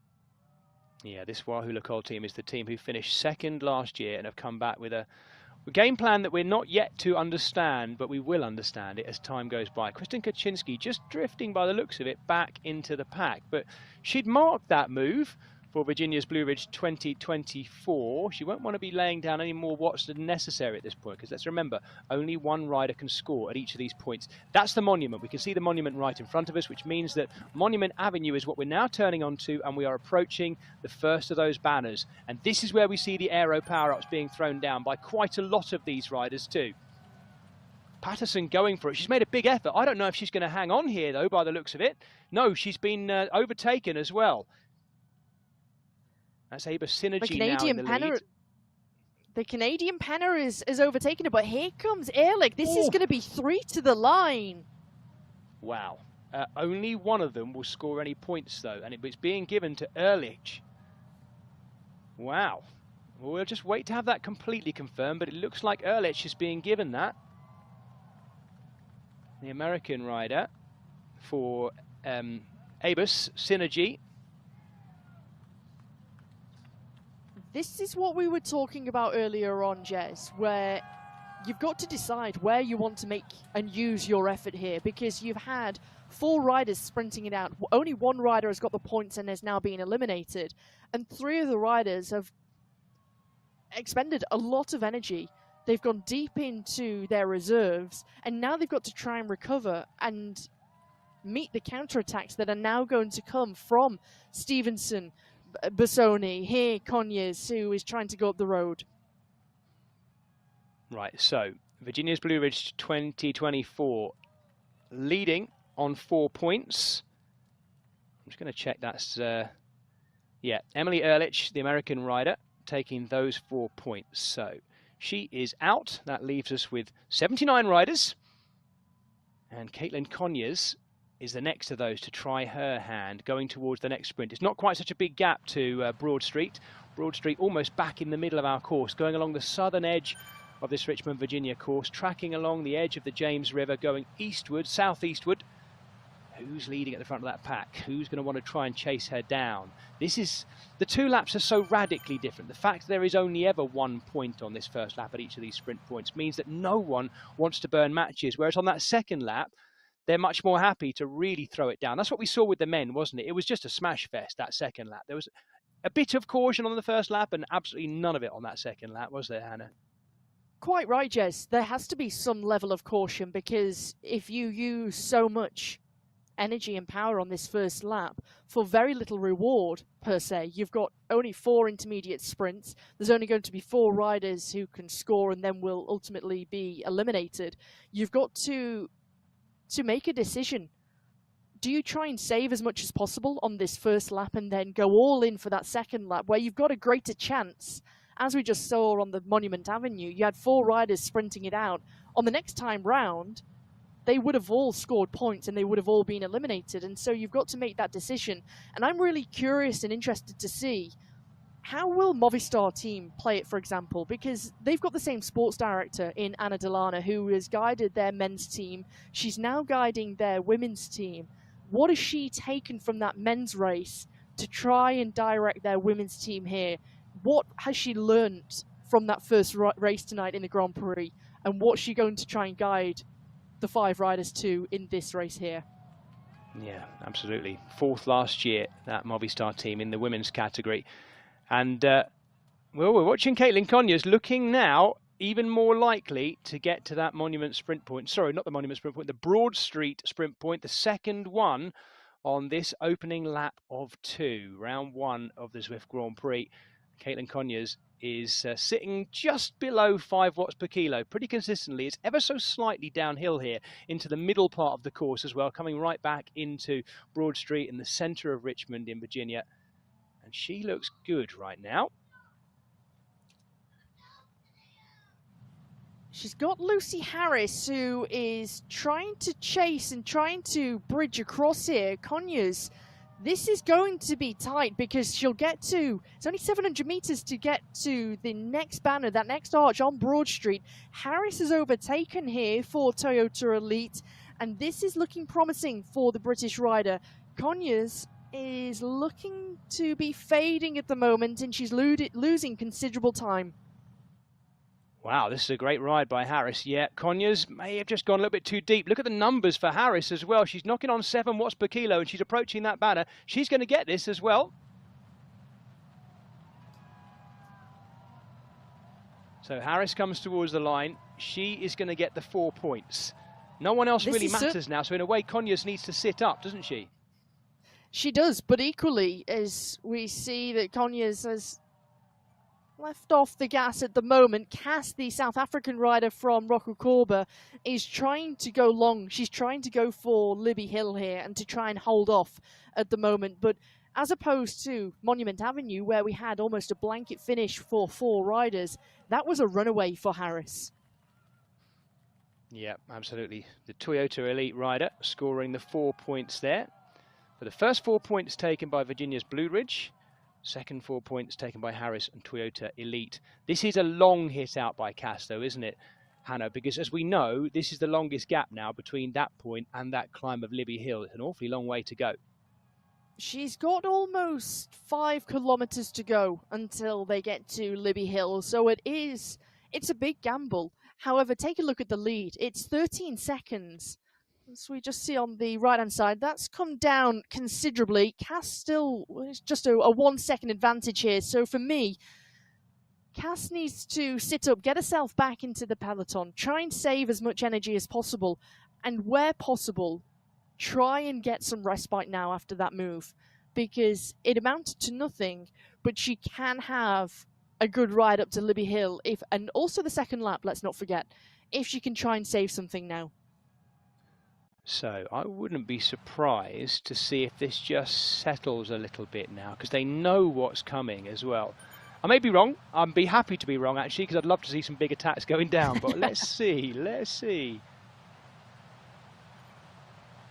And lots of ride-ons being given. Fans happy to see their chosen riders, friends and loved ones, family maybe, even in this big pack of riders, all bubbling away at the front.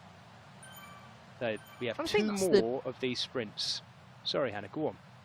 I was going to say that I think that's the beauty of it, that the whole community who is watching now, they can fire up the Zwift Companion app. They can give these riders a ride-on. They can give them that support. You can just see the ride-ons all in the back pocket of the jerseys of each of these riders. But it's not just the racing that everyone can be a part of and involved in here on Zwift, because you can ride leisurely, you can use it for training if you want to target a particular event, or you can just ride with friends and make new friends, meet new friends.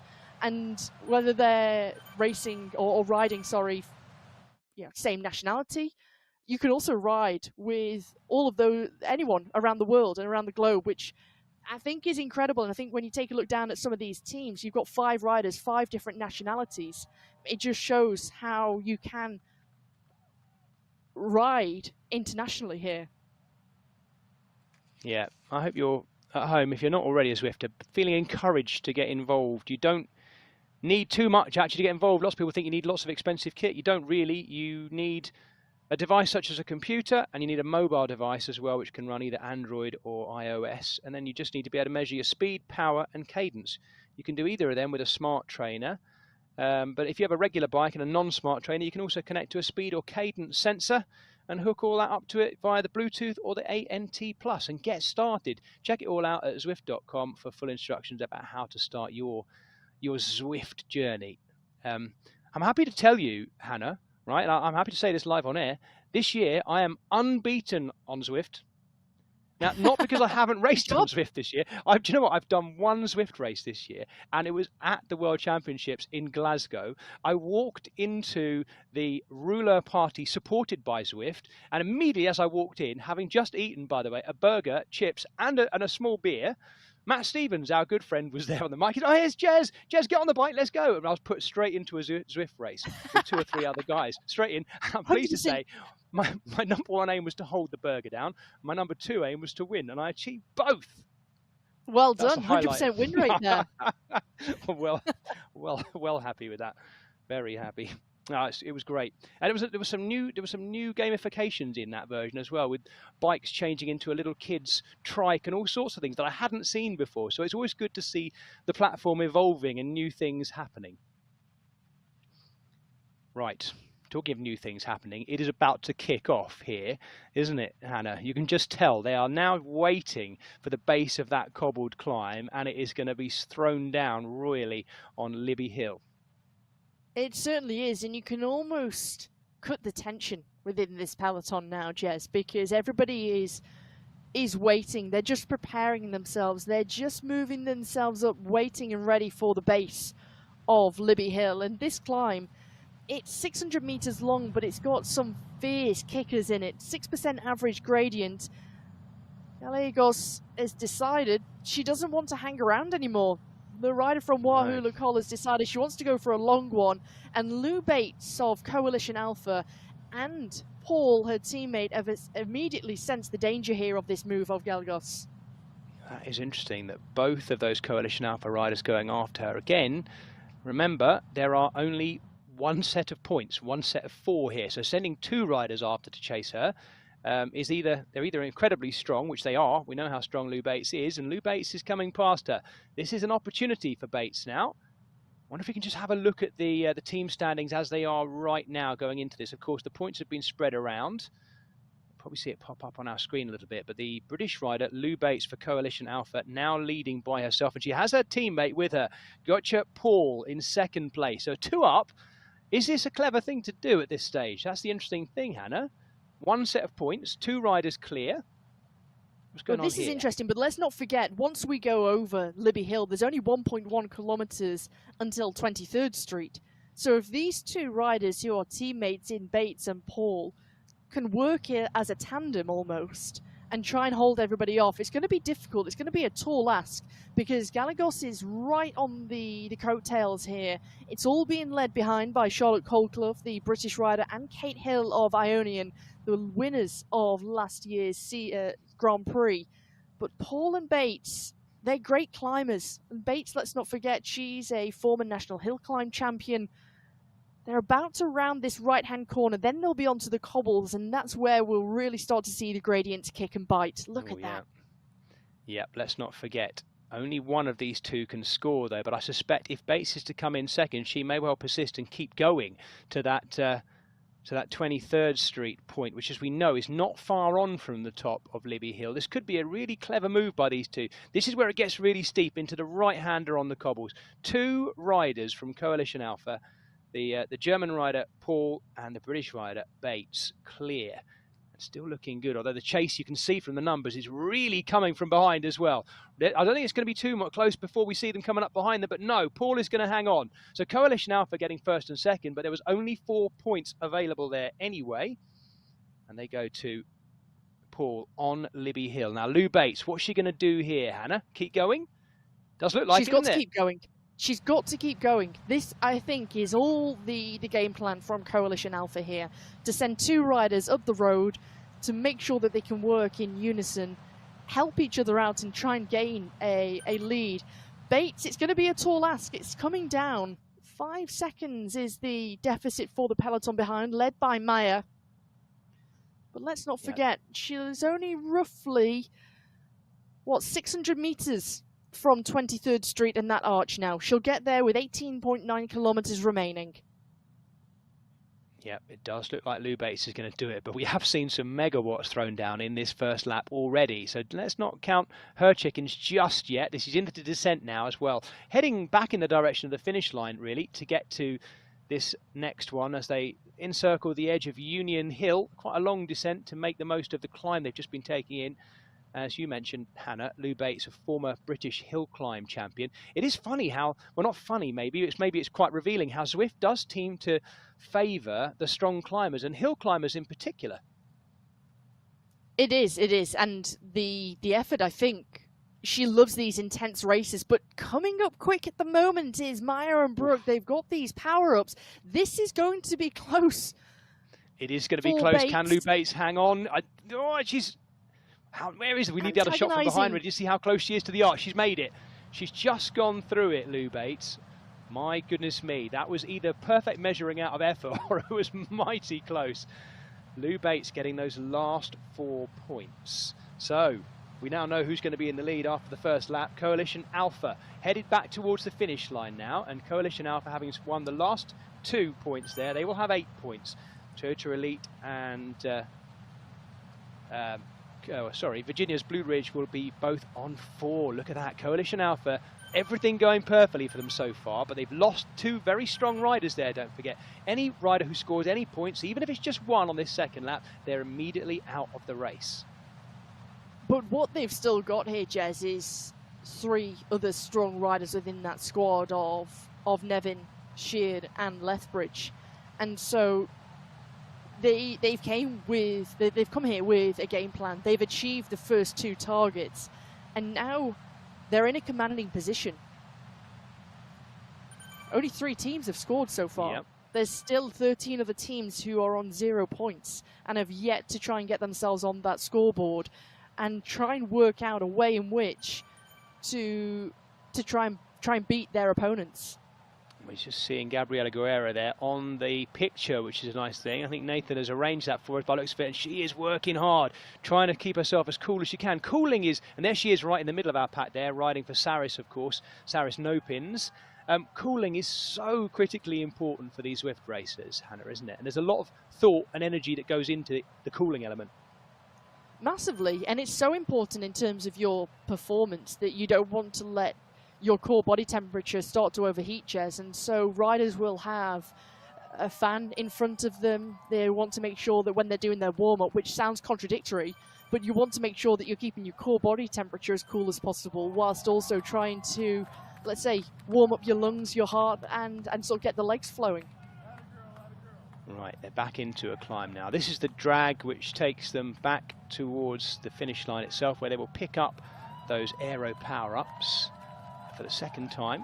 And we see names there, a lot of the biggest names of the sport as well, bubbling up to the front for what we know is going to be a really crazy final lap. This is we started with the same number of riders as the men, but this is definitely an even more reduced main peloton now, isn't it, than we saw with the men's race, Hannah? I think this has been blown apart on that first lap. It has, and that was mainly due to the fact that Wahoo Lacole wanted to try and get a good grip of the start of the race and make it difficult, and in doing so, even after the first couple of kilometers, we'd already lost riders, Jez, and so it's one thing talking about a tactical strategy. It's another thing talking about doing a tactical strategy when you're already suffering and haven't really now got the legs to try and make a difference. Wonder if we can bring Nathan in here. Nathan, can you hear us? Just wondering if Nathan Guerra can hear us. I can see him looking at his screen. We'll try and make contact with him and see if he can give us his take on the race so far. He is, of course, concentrating. Ooh, attack going before we even get to the finish line as well. And this is one of the Aeonians, Katie Hill, the British rider, using her aero to go clear as they approach the finish line as well. There's a long way to go this, Hannah, isn't it? It is a long way, but for Katie Hill, she's used that aero power-up to perfection because she's used it in a location where you're on that flat road. She's used it to try and escape the peloton, which she's done successfully, and she's opened up a gap of 9 seconds. She goes through that start-finish arch. She'll gain another power-up to add to her back pocket to use on this second lap, and she'll get to the Monument Avenue with just over 12 kilometers remaining. So another 4 kilometers until she'll get there. It's a big risk, but 14 seconds and growing. This is a very smart move from the defending champion team because she's got 3 teammates who are keeping themselves well within that top 10. Hannah, we've seen a few of the riders there, including Katie Hill as well at the front, but also I noticed Sandrine Etienne there using her aero power-up just before she came to the finish line there. And I'm right in saying, I think, correct me if I'm wrong, that basically if you haven't used it in that lap, you get a new one, and you've just not used your first. You don't keep two, you only have one per lap. So I guess if we see anyone like Sandrine Etienne using it there, it's kind of, you'd have to say that's a mistake, wouldn't you? Because she could have used it somewhere on the course where it might have been more useful. She could have, but it's also perhaps a place on that long straight stretch of road where you're sat in the pack, and she might not have wanted to use it in terms of an attack like we saw with Hill, but for Etienne, just to make things easier within the pack. She doesn't have to push as much power, she doesn't have to expend as much energy, and so there's very different ways of using it, and that was a great opportunity to see two riders using that aero power-up in two very different ways. As now we see Berglund with 7 seconds, 8 seconds of an advantage over Nevin, who leads the peloton and this bunch behind. Yeah, so this Team Swedish Zwifter trying to get across that gap. Asa Berglund, a Swedish rider on the all-Swedish team, of course, as you'd expect with a team of that name. And there is that pack with so much firepower just yet to be unleashed, really. Berglund 14 seconds down, and this pack now being led by Nevin, 26 seconds down. Big lead by Hill. Katie Hill. This is exceptional from Hill. She's hung on to it well, hasn't she? I thought it might be too soon, but look at the power she's putting out. Even now, 5 watts per kilo.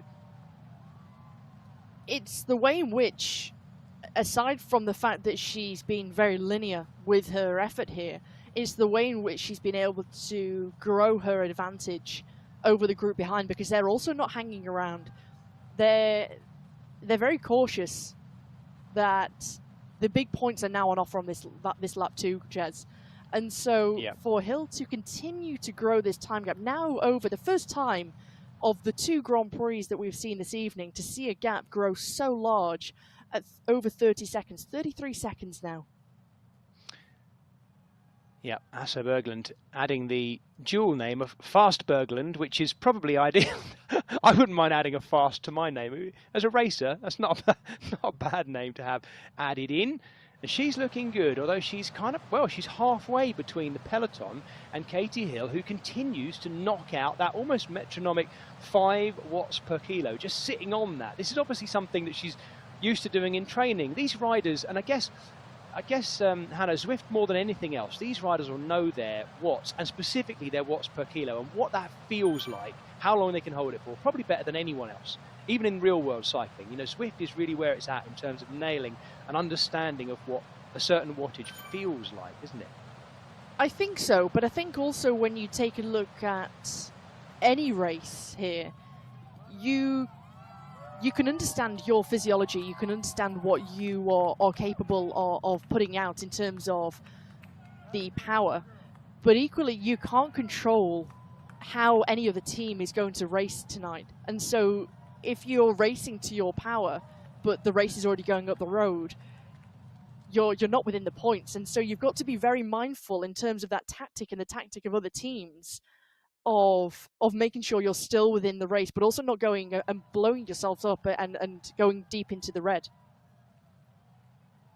Now here we are, still working our way towards that first sprint point. Katie Hill looking so good out front, riding for our defending champions Aeonian, but it's Coalition Alpha who lead in the team classification so far on the points from lap 1. Let's not forget, at this first sprint point, Katie Hill is just going for the same number of points as Lou Bates and the others were, 4 points. But now there is 4, 3, 2 and 1 available on the line, which is why we are seeing the Swedish rider Asa Fast Berglund still hanging on there. She's not a desperate hanging on this, because she's going for those 3 points too, which will see her scoring and then being out of the race too. This is when things start to get really busy. Here. She does. Katie Hill's around the Monument turn, which means she should soon be able to see the Monument sprint point, and she's dropping that aero on the cobbles too, slightly downhill here. Great place to do it, I'd have thought.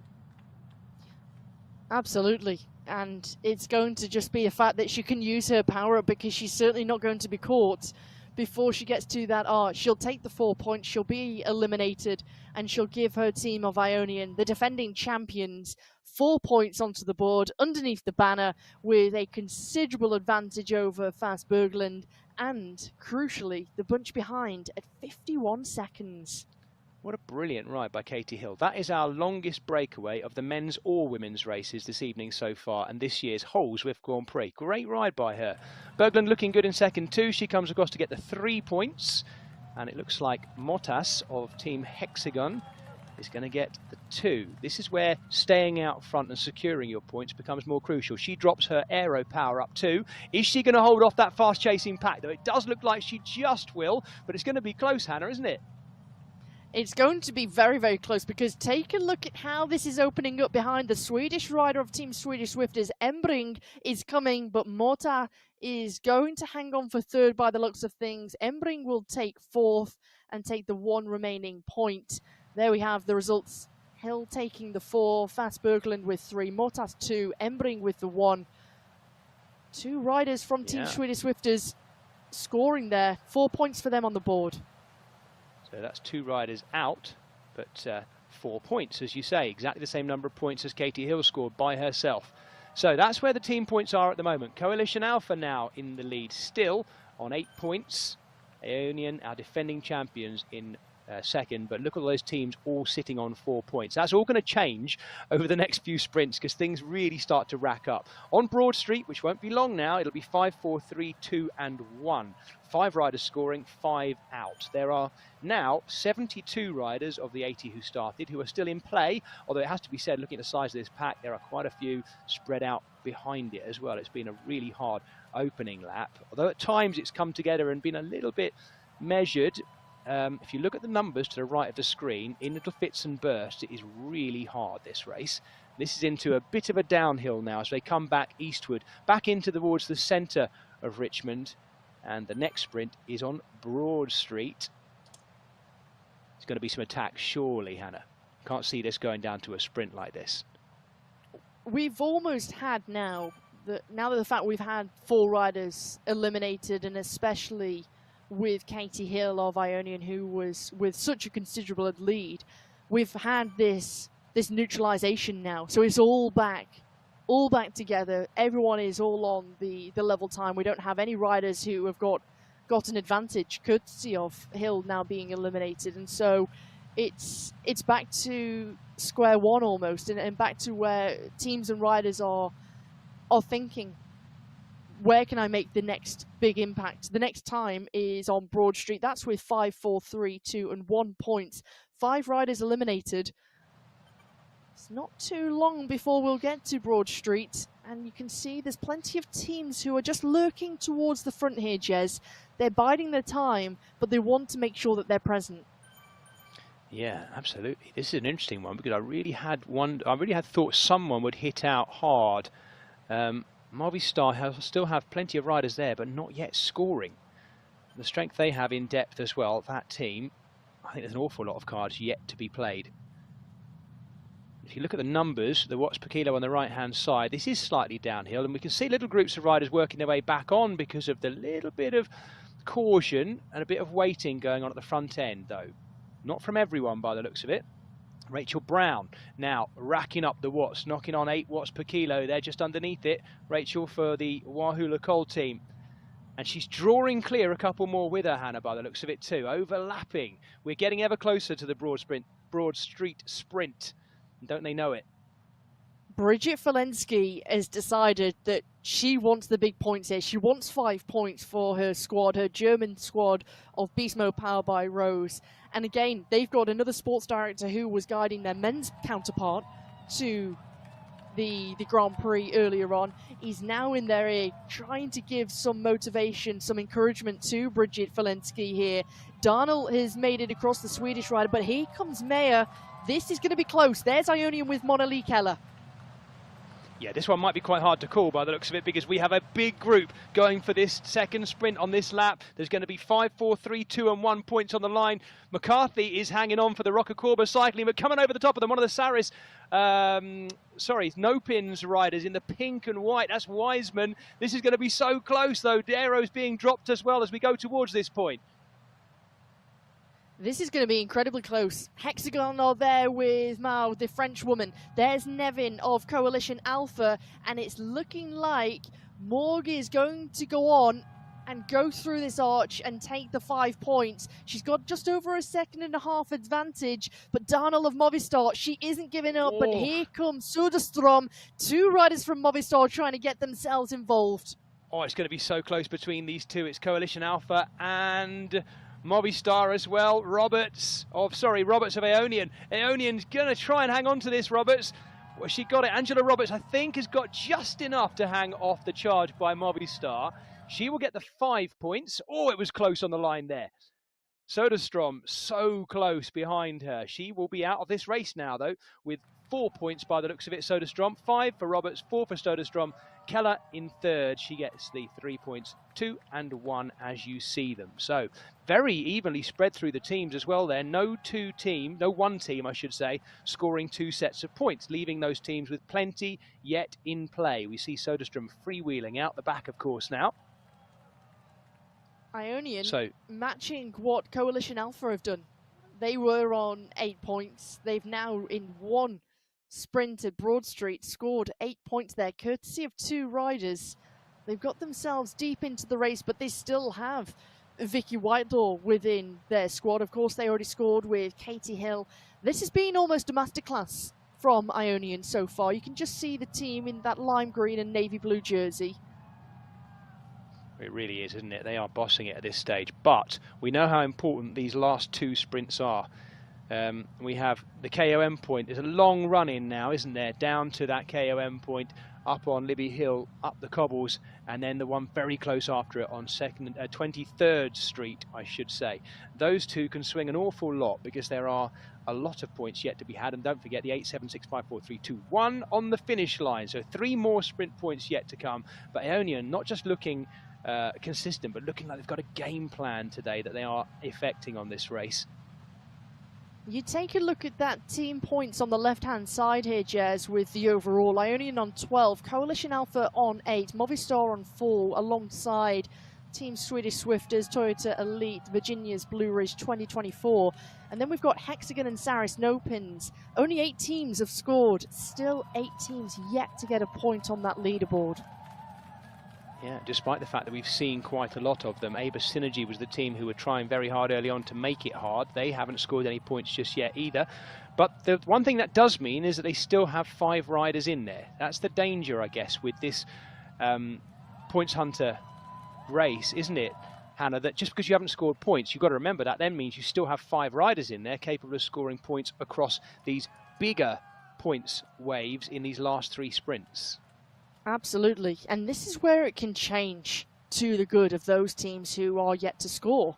And for example, with Hexagon or Saris No Pins, they might be on the relatively low end of the scoring this far. However, there's still so many points to collect at Libby Hill, 23rd Street, and then crucially at that finish line. Now we see almost another little regrouping here in the peloton, a little moment of calm before we expect things are going to split up on Libby Hill. Yeah, will they wait for Libby Hill? I just wonder. There's an awful lot of riders and teams in here that we've not really talked about too much so far. Let's look at the numbers. Somewhere at or just below 3 watts per kilo for these riders. I keep referring to that number, but it is such a useful one, isn't it? Because it negates the weight of the rider. It's just literally about how many watts they can put out per kilo of body weight itself. It gives a really clear indication of how hard they're trying as well. And you know, the clever regular Zwifters will be watching down that list to see who's pushing as they come through as well. As we say that, exactly that happened, and it's McCarthy who's going on the attack for Roca Corba Cycling. Now look at that watts per kilo there, 9.4. So she really is pushing incredibly hard to get clear of the pack. Let's see if anyone goes with her. Yes, they are. She's dropped her aero as well, McCarthy. She has, and the British rider Holdcroft of Next Esports, powered by Insured, is trying to bridge across at the moment. Coalition Alpha just patrolling things at the front of the bunch with Nevin. Here she is in that, I have to say, They've done a spectacular job of both their men's and women's jerseys for this Grand Prix. And now we're starting to see, well, it only takes one rider to kick things all off, doesn't it, Jez? Because now we see more and more riders wanting to be involved. And no, crucially, as we get deeper into this race with only 5.5 kilometers remaining, Nellie Larson is trying to get up there, as is Natalie Stevenson. Lizzie Brooke is patrolling things. There's Rachel Brown. We've already seen her make a move during this race so far.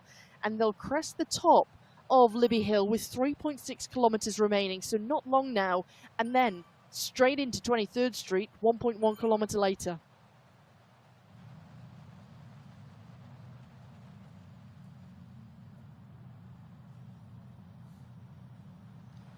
Here we see Holdcroft and McCarthy now with a 4-second advantage over Liz Van Heuveling.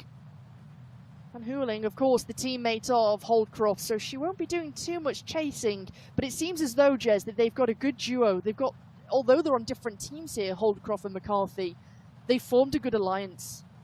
Yeah, and they're riding very smoothly together. It's a tricky art on Zwift, isn't it? Just to get yourself tucked in behind the other rider, not press too hard, just get the cadence right and sit in neatly behind them. And those who race on or ride on Zwift regularly will know what I mean. But it is tricky, isn't it, at first? Just to get the feel of it, in the same way that it's tricky to get the skill of it right in the real world as well. Yeah, quite. Hey. And it's also about where you use your effort, Jez, too, because if you use it in places where effectively or essentially it's not going to make any difference to the outcome of the race or your performance, you're just throwing away those matches that you so crucially need. And especially now that we're into the crunch point, 4.3 kilometers remain, 2 final intermediate sprints, big points at that finish line. And this is a hard, demanding course. I think arguably, it doesn't perhaps look at when you take a look at the profile in its entirety, but it is a brutal course, and especially because these 2 climbs come in such quick succession that those stronger riders, those who have ridden on this course before, they know exactly how to measure their effort, but also where they really need to lay down the power. And Natalie Stevenson, one of those riders who sensed the danger, she's trying to get away from the bunch. She's got 4 seconds. And if she can try and take some points at the top of Libby Hill here, she could snatch 4 points. Well, here we go. Right on to Libby Hill as well. Maria Holdcroft has managed to get herself back in the lead as well, the British woman riding for Next Esports. She's on to the toughest part of the climb as well, but don't forget it does drag over the top too. Holdcroft just hanging on to that leading position on that lovely yellow Tron bike as well. Don't forget, as I mentioned at the beginning of the women's race and the men's race, all equipment in this Zwift Grand Prix has been neutralised, so it's the same for everyone, but it is nice to see some of the different bikes. And she goes over the top first. 6 points for Maria Holdcroft, riding for the Next Esports team. Next place will be taken by McCarthy, riding, of course, for the Rocker Corba Collective, Kate McCarthy, the Kiwi. And then, Vicky Whitelaw's come up for that one, I think, by the looks of it as well. That's the first time we've really mentioned the Aussie so far, riding for Aeonian, so they get more points there as well. So Aeonian get the 3 points. And once again, no one team scoring 2 sets of points there as well. But all of those names on the left-hand side of the screen, big, strong riders in Zwifting, all now eliminated from the race. There's not going to be many riders left in this leading group. It's going to be quite a small pack, isn't it, Hannah? It will be a small pack, but what we're seeing is there's still some big riders here who are still, first of all, yet to score, and they're taking a big risk by not scoring at Libby Hill. And when you take a look down at even those riders within the top 10 right now, the big notable riders, Lizzie Brooke, the British rider, Liz Van Heuveling, Wiseman, the Belgian rider, also Charlotte Colclough, Ariel Verhaeren, Sandrine Etienne, the 4th place at the UCI Esports World Championships. And so we've got a real select group of riders. Gabriela Guerra is still there, the Brazilian rider in the white and pink jersey. But now we're taking on this descent. They'll take this sweeping right-hand corner. They're heading for 23rd Street. They'll get there in 600 meters time. The first 7 riders across the line in Broad Street will score points, but they'll all be out of the race, leading a very, very small pack who are going to be battling out this final one as well. Riders dropping their arrows on the rise that takes them up to Broad Street as well. And they're onto the cobbles too. Here it is. Oh, this is really tough at this stage. And by the looks of it, it is Bjarhed, the Swedish rider, who's trying to go with Verhaeren. Verhaeren, the American, of course, for Aeonian, is going to take it. So Verhaeren there, taking the 7 points. Did I say Broad Street? I meant 23rd Street. I'm getting my streets mixed up. Wow. Ariel Verhaeren made light work coming out of that right-hand corner, clicking it down a couple of gears, big explosive power, and almost flew over the top of 23rd Street there. Verhaeren with the 7, Bjarhed 6, Liz van Hooling taking 5, Elisa Haag with the 4, Weisman with 3, Charlotte Colclough taking 2, and Nevin taking 1.4 Coalition Alpha. Just like that as well, some big names now out of this race, leading us down to the finish line. Fast descent down to the finish line as well. Let's just let those who have been eliminated by that sprint coast their way back out on the descent. They'll be out of the way fairly soon. Kristen Kulczynski now going on the attack for Virginia's Blue Ridge 2024. We'll ignore the position to the right for the moment, just while we wait for the riders who are filtering their way back, having got their notification through their app that they are eliminated. They're freewheeling and back out of the race. Kristen Kulczynski using then, waiting by the looks of it, the American, for this final sprint to the line. She's willing to lay down on the line here, Jez. It's 1.5 kilometers remaining. She knows she's got a strong companion in Lizzie Brooke. Here's Gabriela Guerra, Sandrine Etienne, the French woman, now being chased down by Nevin, the Norwegian. This is really interesting. 5 riders, 5 different teams, all trying to score big points here at the finish line. Well, don't forget, all 5 of them will score points as well, because we've only got a few riders in play here, and there are points for the first 8 finishers at the finish line. So thankfully for this little, very select leading group now in this race that started with 80 riders, has been smashed apart, is going to have I think, well, this could be actually, by the looks of it, Hannah, even more tactical than we thought. No one wants to mess this up and go too soon, do they? But I think as well, these riders, and they know each other very well, as we go through 1,000 meters remaining, one thing they'll know is who is a better sprinter than one, or who can rely on their sprint over the other riders. And so perhaps for those riders who can't quite rely on their sprint, are they just going to take it down to this finish? Do they want to try and launch something early into this final 700, 600 meters and to really try and take a flyer? Because Kulczynski of 2024, she knows that she can hold high power for a long time, but she knows she hasn't got the fastest kick. No, and Hannah, she's also not waiting. The American rider is going. She's been knocking on 7.5, 8 watts per kilo for the last couple of 100 meters. She's clear, but she's being chased by Gabriela Guerra, the Brazilian rider for Saris No Pins. She is closing up that gap. Lizzie Brooks coming back too. It's not done yet with these 8 points. Kulczynski doing everything to try and hang on as she comes towards the line. They're in the finishing straight right now. We can see Kirsten Kulczynski actually on our screen there, the American rider. Now settling back a little bit, getting back on top of that big gear by the looks of it. And we've still got another kick yet to come, Hannah, by the looks of it. Coming up behind them though, they've not seen this one coming. One of the Hexagon riders. This is Sandrine Etienne, and she's taken a flyer. The others have been looking at each other, watching, waiting, and this is the French woman of Hexagon in the orange and black kit who's decided she wants those 8 points, and now it's left Guerra to chase. Guerra's using her aero power up, as are the others as well. Lizzie Brooke doing likewise. Brooke might get the flyer on this one and take the last 8 points. I think that's exactly what she's going to do. The British rider Lizzie Brooke has used her power up at just the right time to come over the top of Guerra, who's going to take second in that final sprint, ahead of Etienne and Kulczynski, who has emptied the tank in that final run into the finish line. Wow. What a race. I have no idea, Hannah, what that will have done to the points tally as well. Such is the hectic nature of this points hunter format. I can't wait to see the screen pop up on the left of our screen to tell us the final points, because that was, wow. That was great, wasn't it? Exactly what we want.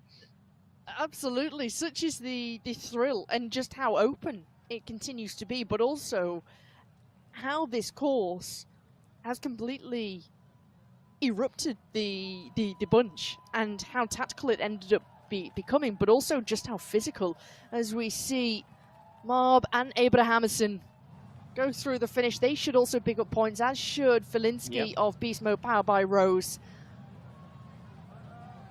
Wow, what a fantastic opening round for both the men and the women of this Zwift Grand Prix Season 2. What a perfect way to start it. Don't forget, folks, if you enjoyed the Points Hunter format, as I'm sure you have enjoyed watching it here on our channel, you can see the results of the that last run across the finish line. Lizzie Brooke timing everything perfectly to finish ahead of Gabriela Guerrera. And once again, the points very evenly spread around there as well. Beast Mode scoring 2 sets of points in that final one, so saving riders for the final sprint. The big question, of course, is what has that done to the team standings? Because this is a team race. Much as we're interested in each of these individual sprints and how they go, the riders now rolling in have finished the whole distance and scored nothing. They're those poor riders I feel most sorry for. But actually, having said that, Hannah, as you said earlier, they may well have been riders who were involved in making the pace so hard in the first place. That's that other team element, not just the scoring of points.